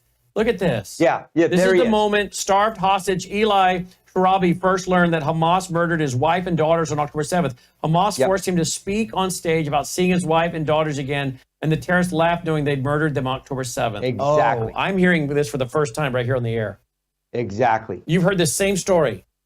Exactly. That's it. Horrific. And so, how long do you think this guy's going to live? I mean, we pray that God can heal him. Of course, he needs the Lord. He needs Christ. But you know, what would your will to live be after that? No. So here's a picture. Here's a picture of his wife and. Yeah, look at him before. Look at what he looked like before, and look at him now. I was talking to Aaron earlier today. We were saying, look, even if like you said, even if the ones who are alive, they're probably barely alive, and the question is, are they alive? So at this point. If they break this, and remember I said from the very beginning, this was a deal with the devil. This is a horrible deal, the hostage thing. What should have been the conditions, right? You release all if we're going to give you 2,000 of these Islamic jihadists, you release every hostage now. Not trickle, now. So they were playing games. We knew they were going to break it. How many of their hostages? How many of their terrorists have we released? Based on what I have seen, I think close to 1,000. Close to about half of what we've already. And Israel's gotten back what?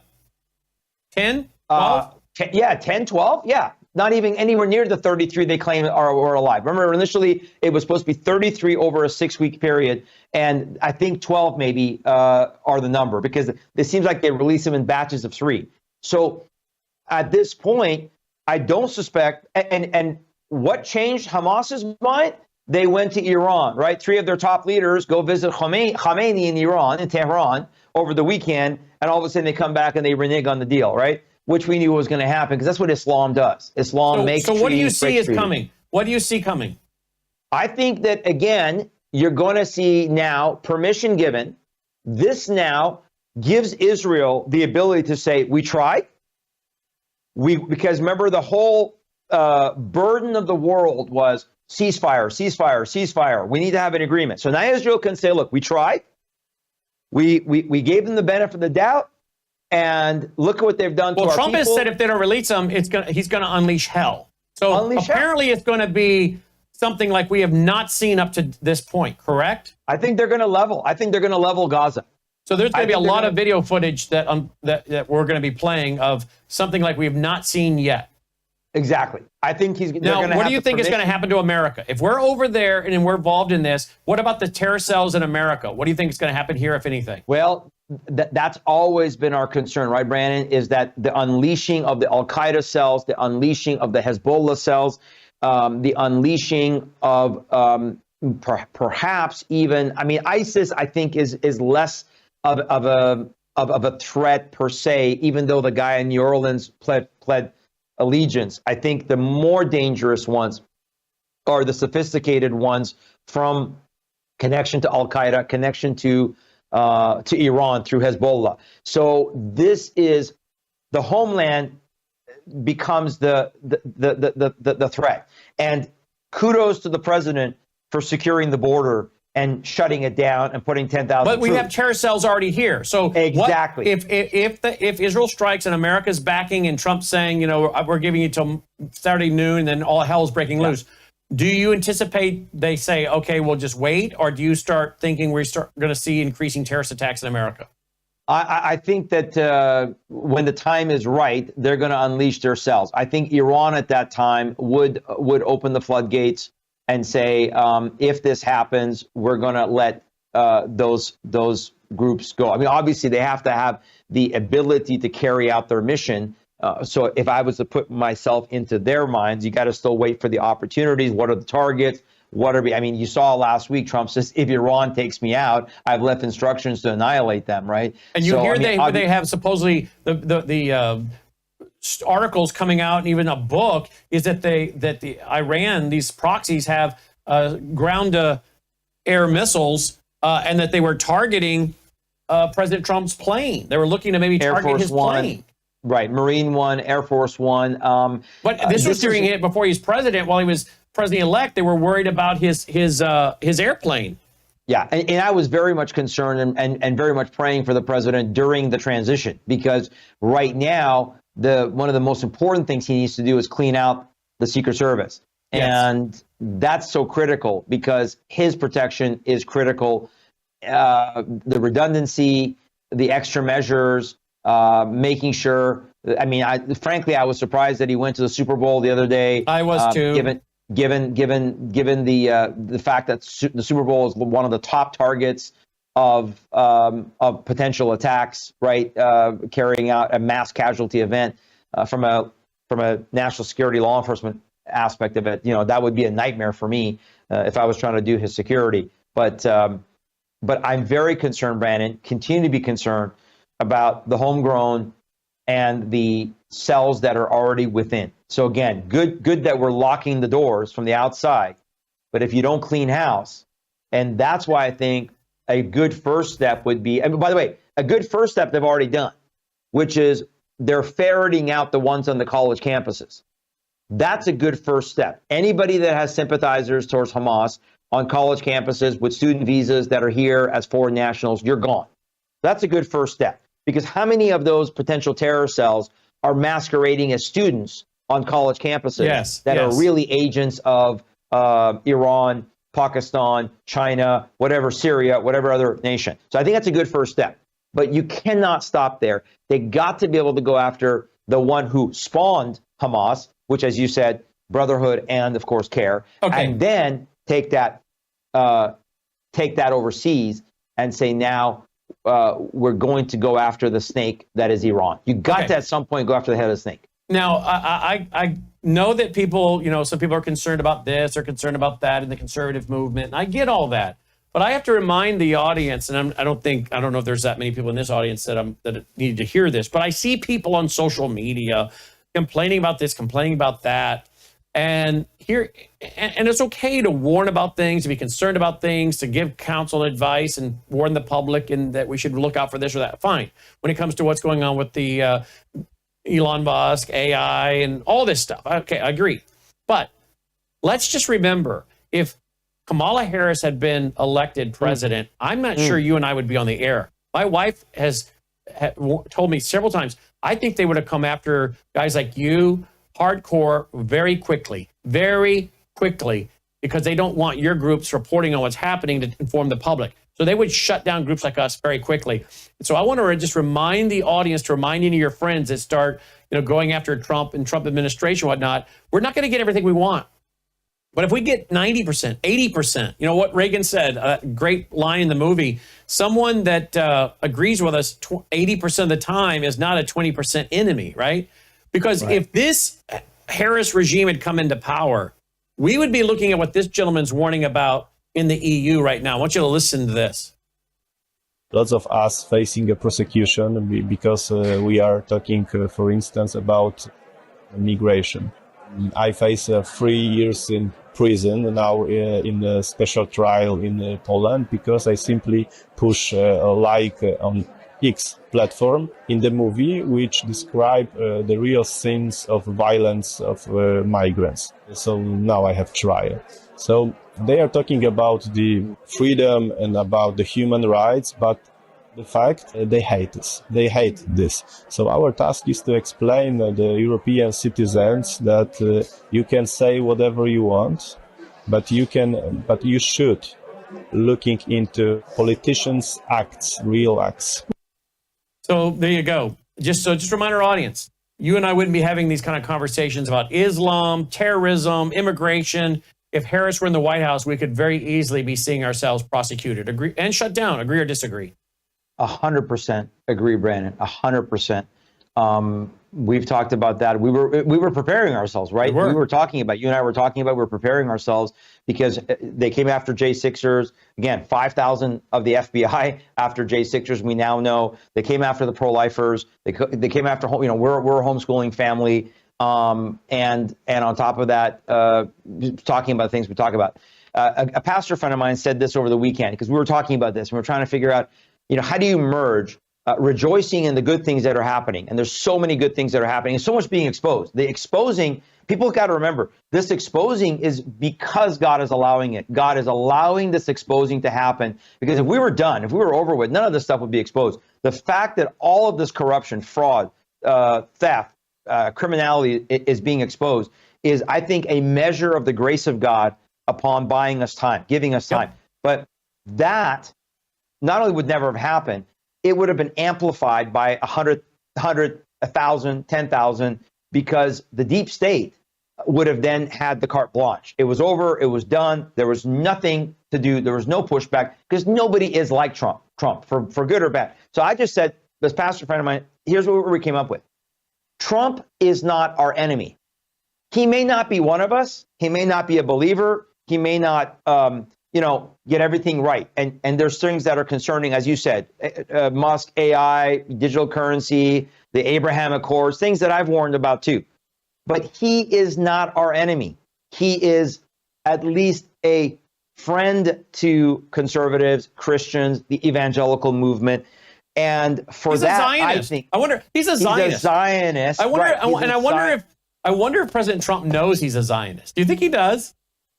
I don't know if he would use that term. Do you think but do you think he's ever been called a Zionist?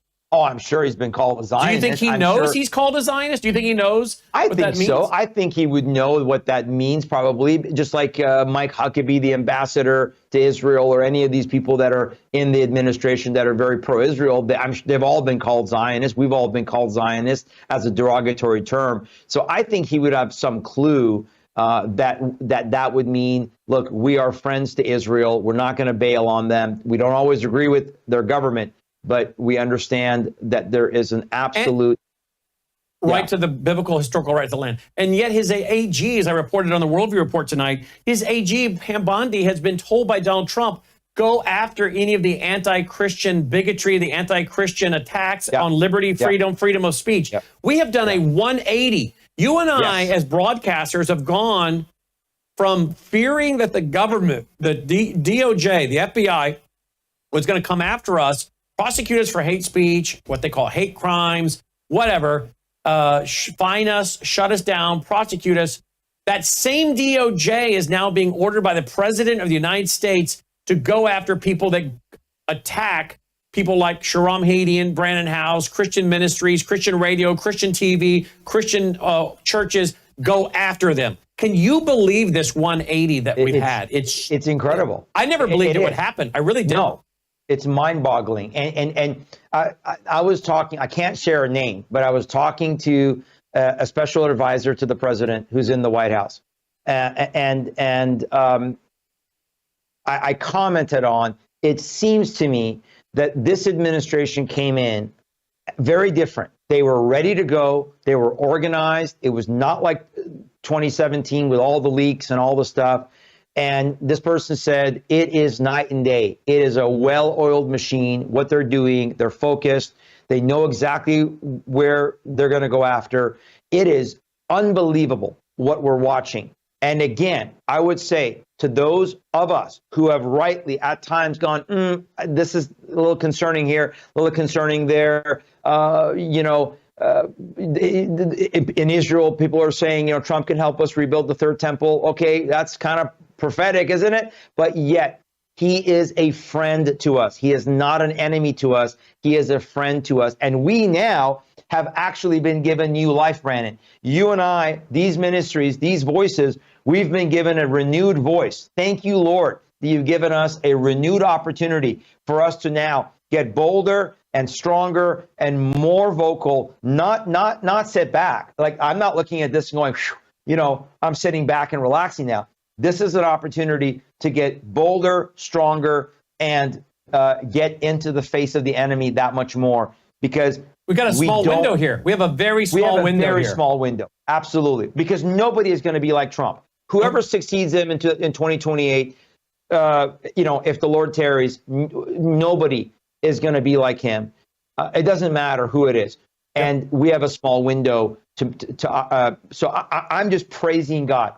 Folks, brothers and sisters, rejoice that God has given us an ally, a friend in this administration, and one who is courageously now we're seeing. And look, I don't trust Elon Musk as far as I can throw him, but the guy is brilliant in what he's been asked to do, which is go in there, apply the algorithms, and ferret the out fraud. Find the money fraud, laundering. find the criminality. But now we need to see people prosecuted. We've got to see people prosecuted. That's so there's a step. fear of the law. TLministry.com, TILministry.com, TILministry.com. And Shahram's program airs here on Saturdays and Sundays, right, Shahram? Yes, sir. Saturdays and Sundays, Truth Today on Worldview Tube. We're so excited to be on the plane. In fact, I just recorded our show just earlier today for this coming Saturday. Excellent. You don't want to miss it. And my show today was actually about what? About transparency and truth. We need more of it. Folks, pray that God would expose all this stuff. And then we got to go after them and hold them accountable. Indeed, we do. Shahram Hadian, thank you, my friend. Thank you, brother. God bless you guys. We'll see you there. Shahram Hadian, check out his website, TILministry.com, and he is broadcasting as a Worldview Tube produced program here on the weekends at worldviewtube.com. And folks, don't forget, all of this is brought to you by our foundation, www.foundation.com. Worldviewfoundation.com is the website, worldviewfoundation.com. Again, folks, we could have interrupted that interview so many times with commercials like most networks do, but we don't. We keep going because you guys help us cover the bill so we can do the long format interviews and just keep going.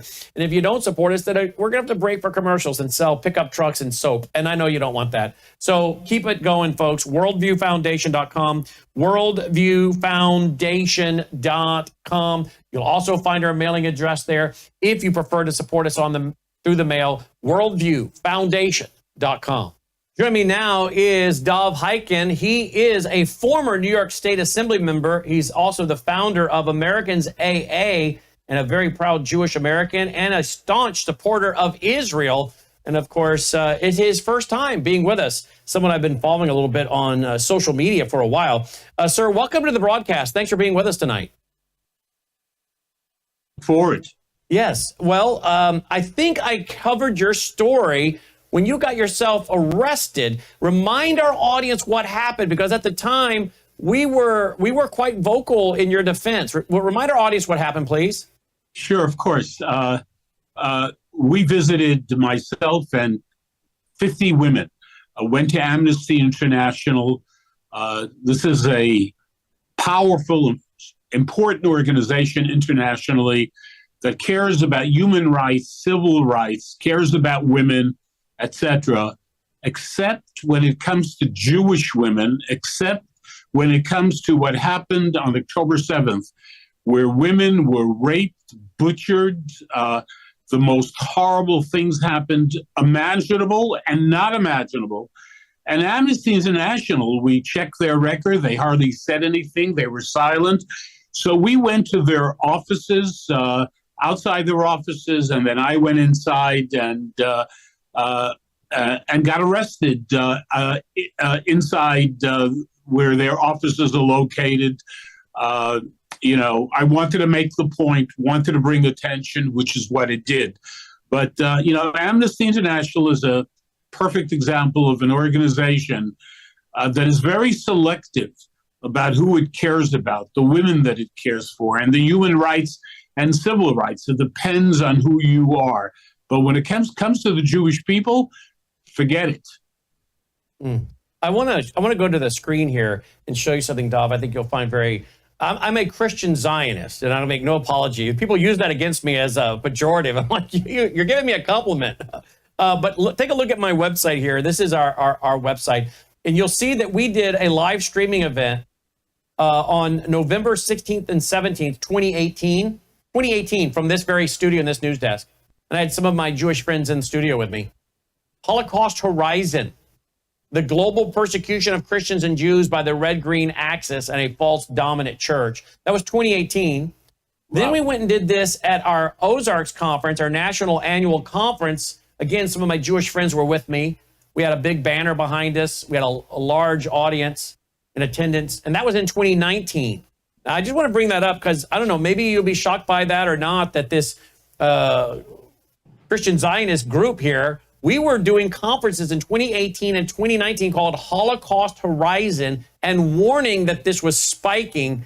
And, of course, we really saw that happen big time in 2024 and 2023, 2024. But yet, I'll just apologize for the Protestant church. Much of the Protestant church is still asleep. People often say, how could it happen in Germany? How could that happen? Well, one reason why is the Protestant church, many of them had bought into the anti-Semitism of Martin Luther, of John Calvin, right. And they were buying a lot of lies, the protocols, which are being bought by many people today, that lie. And they bought the lie that that Israel had been replaced by the church and that God had no more plan for the nation of Israel. As a Christian, Protestant, evangelical, dispensationalist, Zionist, what do you make of what I'm saying today? Well, first of all, I love you. Thank you. That's for sure. Let me tell you that, the lessons after October 7th, I mean, it's really the lessons of the Jewish people in terms of anti-Semitism, hate.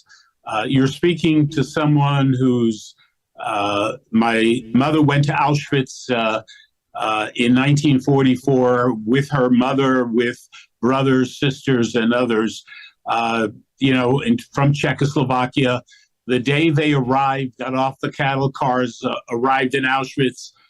It was that same day, within hours, that my grandmother, grandfather, other members of my family went straight to the gas chambers. That's what hate can do. And it doesn't have to make sense, as you know. Everyone tries to figure out, why this incredible hatred directed at the Jewish people throughout history, going back to the Holocaust, and right now in front of our eyes. We are watching throughout Europe, in the United States. You see thousands of people in the streets of our cities supporting Hamas, supporting Hezbollah, supporting Iran, burning American flags and Israeli flags, calling America the great Satan and Israel the little Satan. I mean, we all, what is this all about? I mean, why, what did my mother do? What did my grandmother do? My uncles and aunts who went straight to the gas chambers. Hate is a very powerful thing. It doesn't have to make sense. Like the things that were being sold to the people of Germany, to the people of Europe, it didn't start with Adolf Hitler. It went back, as you know, way, way back. And nothing has really changed. When I look at people like yourself, the greatest friends of the Jewish people today are people like yourself, Christians who support Israel, who support the Jewish people. I got to tell you, much better than a lot of my, Jewish compatriots. Unfortunately, when I look at things like the United States Congress, and I look at two figures, people like Schumer, Senator Schumer, who is such a powerful figure. I mean, he was the majority leader, right? One of the most powerful figures until recently. I mean, as far as I'm concerned, he's an enemy. He's one of the most dangerous people around. You look at the, just recently with the ICC bill that was in the Congress, 10 senators voted against the bill sponsored by Republicans. 10. All Jewish, all Jewish, for God's sake. So, people like yourself and so many others, you're just amazing, and really God loves you, and because you get it and you understand what this is all about and what hatred can lead to. I'm a Jew, and you said it in the introduction to me. I love America. This is the greatest country on the face of the earth, but I am a very, very proud Jew, and a tough Jew, and a Jew who's not afraid to stand up and speak out and do everything humanly possible in this world to defend my people, speak out, but no apologies to anyone. There is nothing to apologize for. That's right. Absolutely, there's not. And, I tell our audience all the time, I don't know if you go to a wide shot, guys, or I can do it here. We go to a wide shot. I think this wide shot will pick up. No, go to a wide shot that picks up there it is. You can see my Israeli flag there in studio. And we have this here to show our support of the Jewish people, their right to the land. I believe biblically, historically, their right to the land. That does not represent my agreement with everything the Israeli government does, right? I don't agree with everything my government does. Why would I agree with everything another country's government does? I don't. But the flag in our studio stands for my respect for and belief in the historical and biblical right of the land to the Jewish people, as we see in Genesis chapter 15. And my audience, I've tried so hard to help them understand that what this is really about is at a deep spiritual level. It is, I believe, a demonic attempt to wipe out every Jewish person on the planet. And it is being done demonically from my worldview, my Christian worldview, because Satan does not want to see the fulfillment of what God is doing with the Jewish people and still doing today, which again is sad because many so-called Christians and church denominations have abandoned the Bible and say that, you know, God's done with Israel. Well, that's not true at all. And we can go through the hermeneutics of what Israel and the church and what those words mean in the original language. And they're two distinct groups, and you don't see those groups merging into one group as these replacement theologians believe, which at its root is anti-Semitic. So when I, as a Christian, try to warn other Christians, some of them have been brainwashed by their so-called pastors into this replacement theology. Many, sadly, Christians today don't know the lies that have been told by the media, by Hamas, by Muslim Brotherhood, by CARE, and they don't know that there's never been a Palestinian state. They don't have a capital. They don't have a currency. This is a lie, the Palestinian state. And yet most Christians who should be speaking up about this have bought the lie. Dov? Yeah, you're right on target. Facts are, a lot of people have a difficulty dealing with facts. They don't want to be confused with the facts. Don't bother me with the facts. But you're right on target. When did the Arabs who were living in the area of Palestine, by the way, the name Palestine, how did that happen? It was Judea. The Jewish people lived in Judea. How did the name become Palestine? Well, it was the Romans who wanted the Jews to forget their connection to the land of Israel. Let's change the name. We won't call it Judea anymore. We'll call it Palestine. The Jews who were living in this area, which was changed to Palestine, were Palestinian Jews.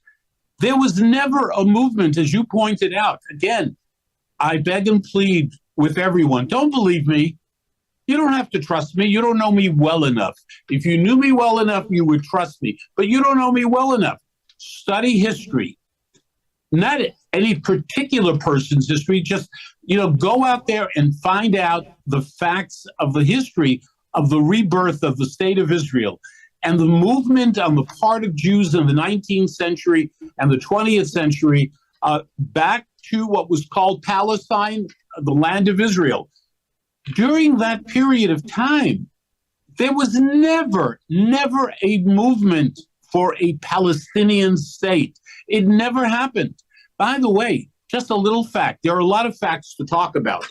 But between 1948 and 1967, when the so-called West Bank, which I call Judea and Samaria, and the old city of Jerusalem was under the control of the Jordanians. Jordan took control of those areas in 1948 in the War of Liberation for the Jewish people to reclaim their land. Between 48 and 67, did anyone, why didn't they create a Palestinian state in the West Bank and in Jerusalem? They had it. They had that land. They didn't do anything. So, there's a lot of history to look at. There's a lot of history to talk about just to understand the connection of the Jewish people to the land of Israel. And while, there are a lot of challenges and difficulties, what happened on October 7th, I flew to Israel, by the way, on October 8th to be there. Wow. I was in Kfar Aza. I was in Sderot. I got to tell you that all the horrors that people have read about or seen some of the videos, it is much worse than anything you can imagine.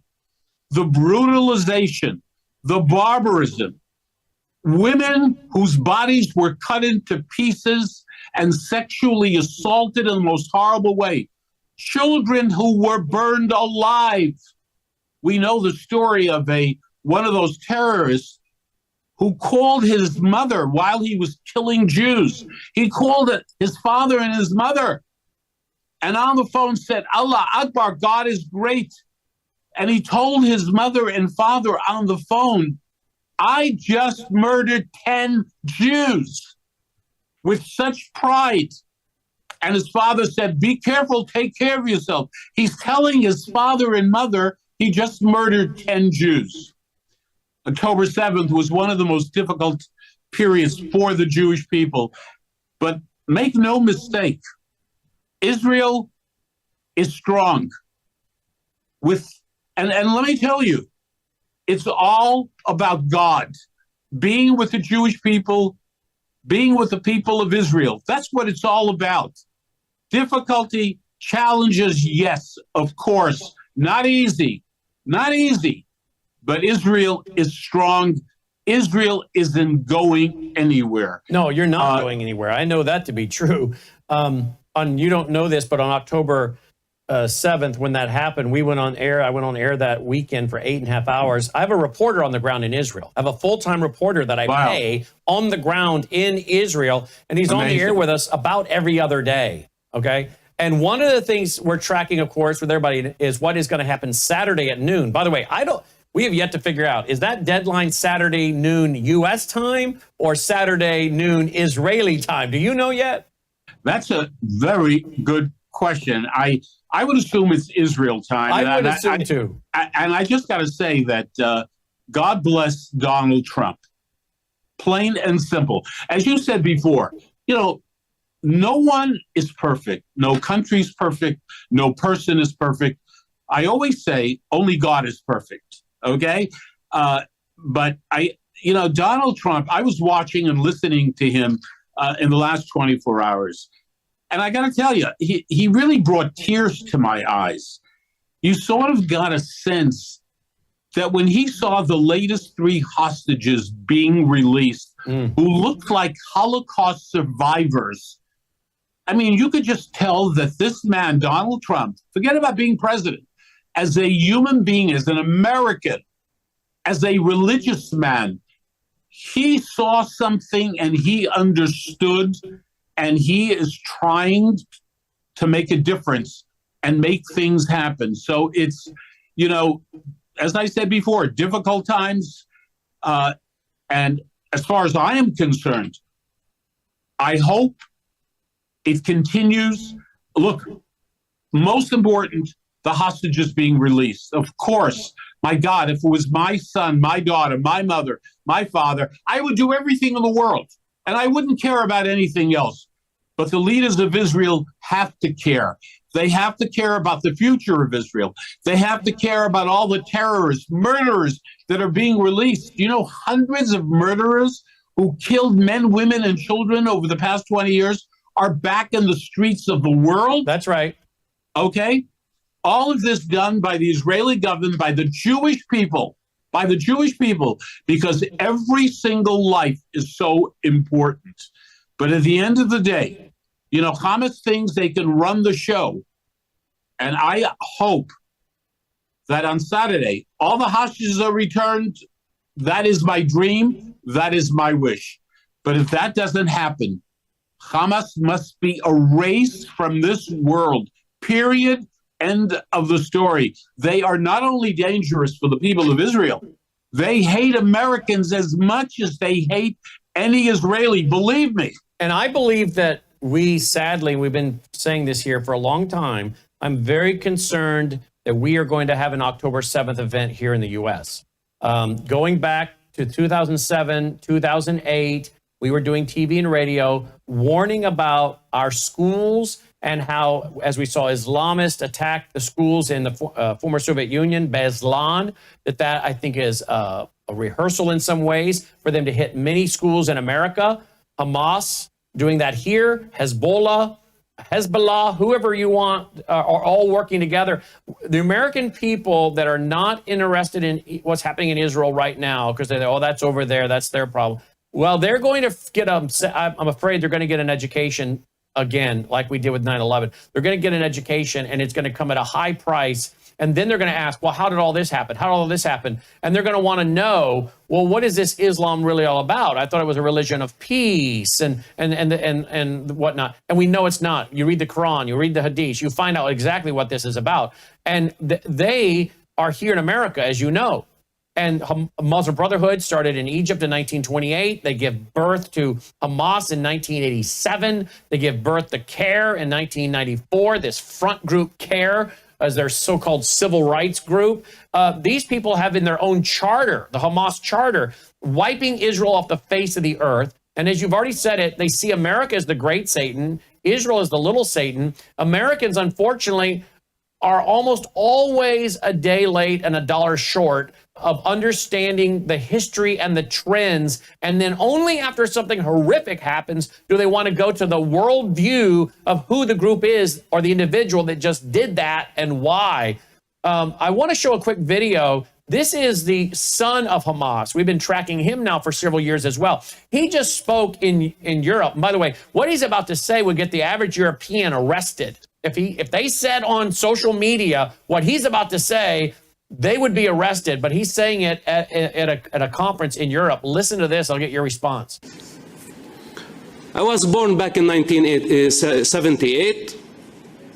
I was only 10 years old when the first Palestinian Intifada started. My father was one of the founders of Hamas. And my family taught me that I was Palestinian. But they never said why I was Palestinian. Like today, millions of people believe to be Palestinians as an ethnic group, but in reality they are not. And we have tens of millions around the world who say free Palestine, while in reality Palestine never existed, except as a colonial entity against the indigenous of the land. I'm not saying that there were no Arabs in that region, but for some reason, Arabs were allowed to take their caravans from every destination in Arabia with no political borders to come and profit from the British mandate of Palestine. But the Jews who had to go through the Holocaust and the ethnic cleansing on the hands of Ottoman Empire for approximately 400 years, then the ethnic cleansing in Europe, then the Holocaust, they did not have the right to take the boat and escape the hell of Nazism to come and find a safe place where they could survive. This is a crime. It's colonialism. But for all the Arab and Muslim invaders who came to profit, who did not have any connection to the land, that was legitimate. So I was supposed to believe that I am a Palestinian. But what makes a Palestinian, nobody has the answer. What makes the Palestinian different than the Egyptian or the Jordanian? It's not a human race. It's not a distinct language. It's not a religion. It is nothing but a violent ideology that was established as a hostile movement to annihilate the Jewish people from that land. The continuous Islamic, and I insist to say Islamic, attempt to kill the Jewish people. And that brings us to the ideological dimension that many of us are in denial. Why? Because we have 2 billion Muslims around the world and we don't want to piss them off. So most of us stick our head in the sand in denial. While it's in the Quran, it's in the Hadith, that it's an Islamic belief based on the Islamic most trusted sources, that the end times will not come and the Mahdi, that's the savior of the Muslims, will not return until the Muslims annihilate all the Jewish people, not only in Israel, but worldwide. This is not only human delusion. They have been acting on it.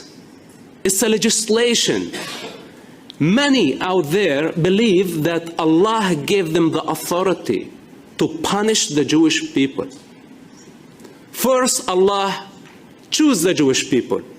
It was His chosen ones. But for disobedience, Allah wanted to punish the Jewish people. And now the Muslims functioning as the sword of Allah on earth to punish the Jewish people and all the non-Muslims who don't submit to Islam. This is the Islamic law.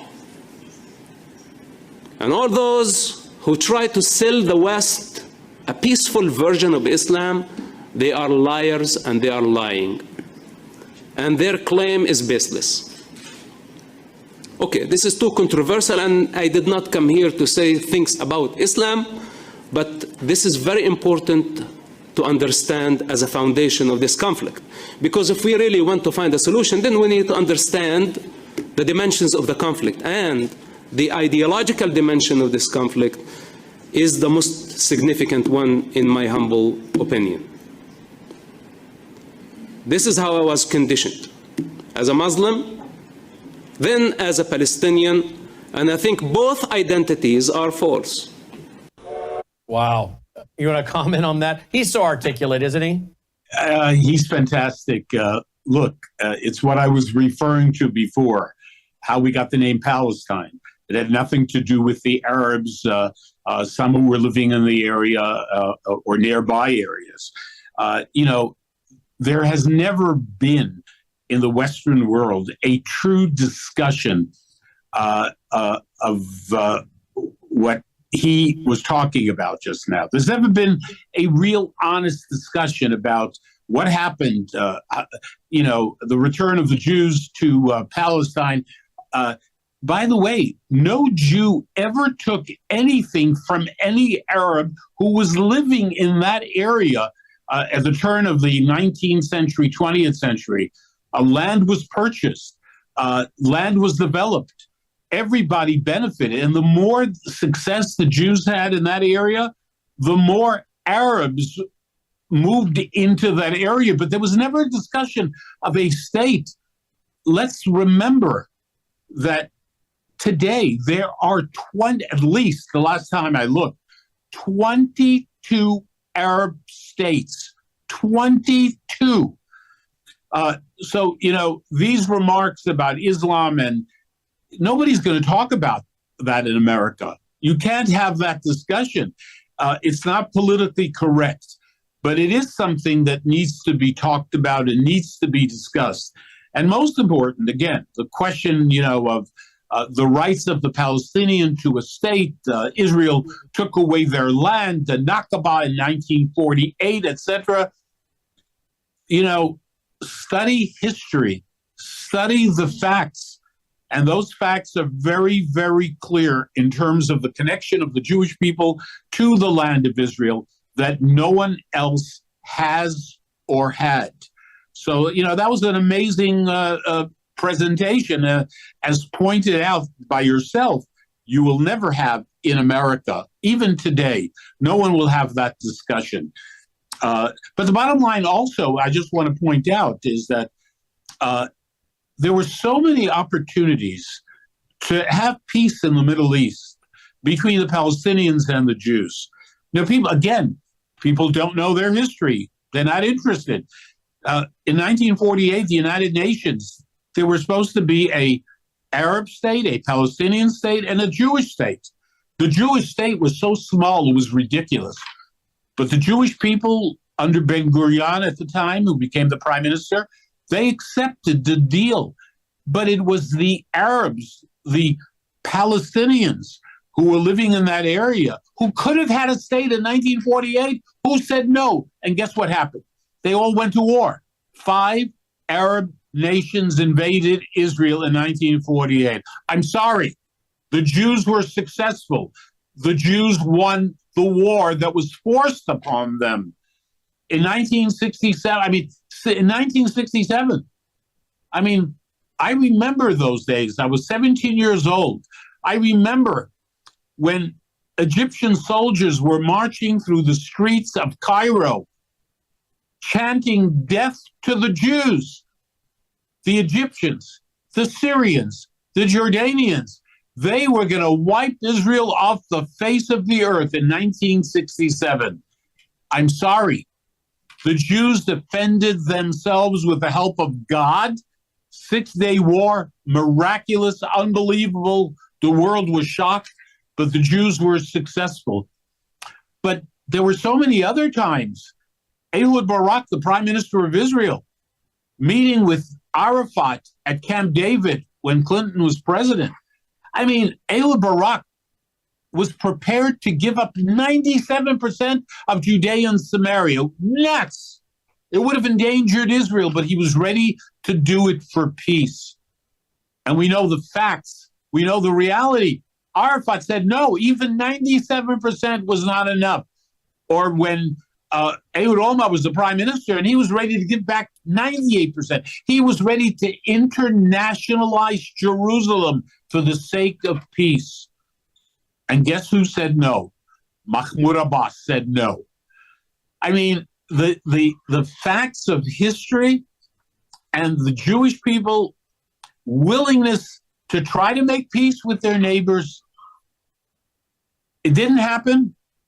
And let me tell you, it will unfortunately never happen because it's not about a Palestinian state. That's not what the issue is. The problem is that there's a Jewish state. And the only way to solve that problem is to get rid of the Jewish state. And that's what's in their charter. And that's exactly. It's in the Hamas charter. It's in the Hamas charter. And that's what it's all about. And very few people read the Hamas charter.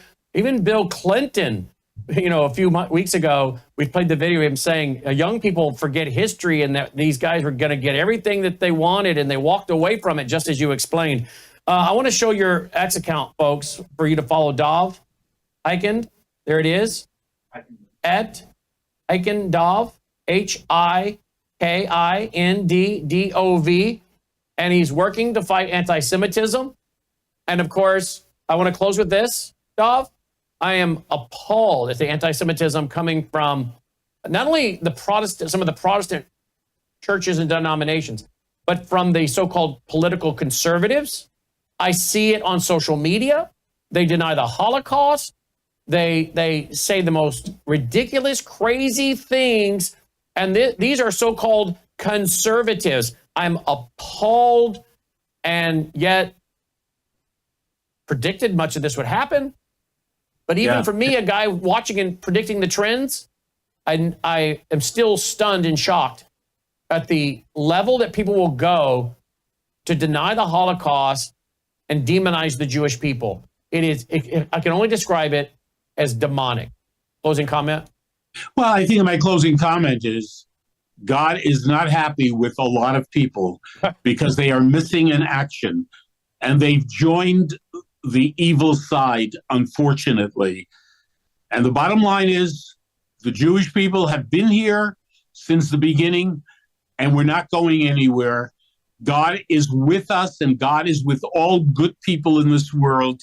And I just so much appreciate who you are and your listeners for their love and their deep understanding of the Jewish people and God's relationship with the Jewish people. The difficulties, the challenges, my God, if you study history, we are the chosen people, chosen for a lot of tough things to happen to our people, right? Right. I never had grandparents. Can you imagine? I'm a grandfather now, but I never had a grandfather or grandmother on my mother's side or my father's side because they committed the crime of being Jews. Just to remind our audience, they were killed in the Holocaust. They were taken to the gas chambers. Absolutely. Little children, little babies. My mother told of stories while they were on the line, 3-year-olds, 2-year-olds. How did your mother escape? How did your mother escape? Well, what they did, most people, if you were young children, if you were elderly, if you were with children, you went straight to the gas chambers. Anybody who was young and they thought they'd be able to work for a while, which my mother did, and boy, that alone was experience. People would work and they would become so weak that they would die, and there were always more Jews to replace the dead Jews with. So my mother obviously was one of the lucky people to survive. And I got to tell you that after, when I was born, for many years, my mother never spoke of what happened to her until later on in life. And I remember her saying to us later on in an interview that I did with her, and she said, in her own English, she said, why? What did we do? What did I do that we deserve this, that my parents deserve to die, to be murdered in a gas chamber? By the way, by people who were running the gas chambers and others who were just ordinary people, ordinary Germans who fell in with the hatred that was being preached against the Jewish people, that every man, woman, and child deserved to disappear from the face of the earth, that every Jew deserved to die. That's part of our history. But you know what? We're here. Yep. And we have a state of Israel, a powerful state of Israel with great friends like yourself. Dov, you're welcome here anytime, my friend. Americans Against Anti-Semitism. You have our communication, and you stay in touch. Absolutely. You're welcome here anytime, Dov. And God bless you. You too, my friend. Dov checking in. I want to show his Twitter or X account here if you'd like to follow his work. There you go. At Hikindov, Hikindov, former New York State Assemblyman, fighting anti-Semitism like we are. There you go. Very important work. Very important work. All right, folks, that's our broadcast for tonight. As always, remember these segments are posted up there at worldviewtube.com. We get them up there usually by the next day. Usually by the next day, they're up there. Again, don't forget, we're brought to you by you, worldviewfoundation.com, worldviewfoundation.com. You want to come up and say goodnight to everybody? Come on up. Come on up. Come on up. Say goodnight. Come on. Now, really? You jump up all kinds of times during the regular broadcast, but all of a sudden you're going to be shy? All right, be that way. There you go. All right. Oh, yeah, I knew if I played hard to get. Worldviewtube.com, folks. That's where we put up all of our shows to watch again. Again, live stream, free apps, all we do. Brought to you by our foundation, worldviewfoundation.com, worldviewfoundation.com. You know what? I hear you got a Valentine's Day card in the mail. I need to bring that to the desk because I have it down in my office. I need to bring that to the desk and show everybody. Yeah, Dolly got a Valentine's card. All right. All right, guys. Thanks for watching. May God save America. Take care.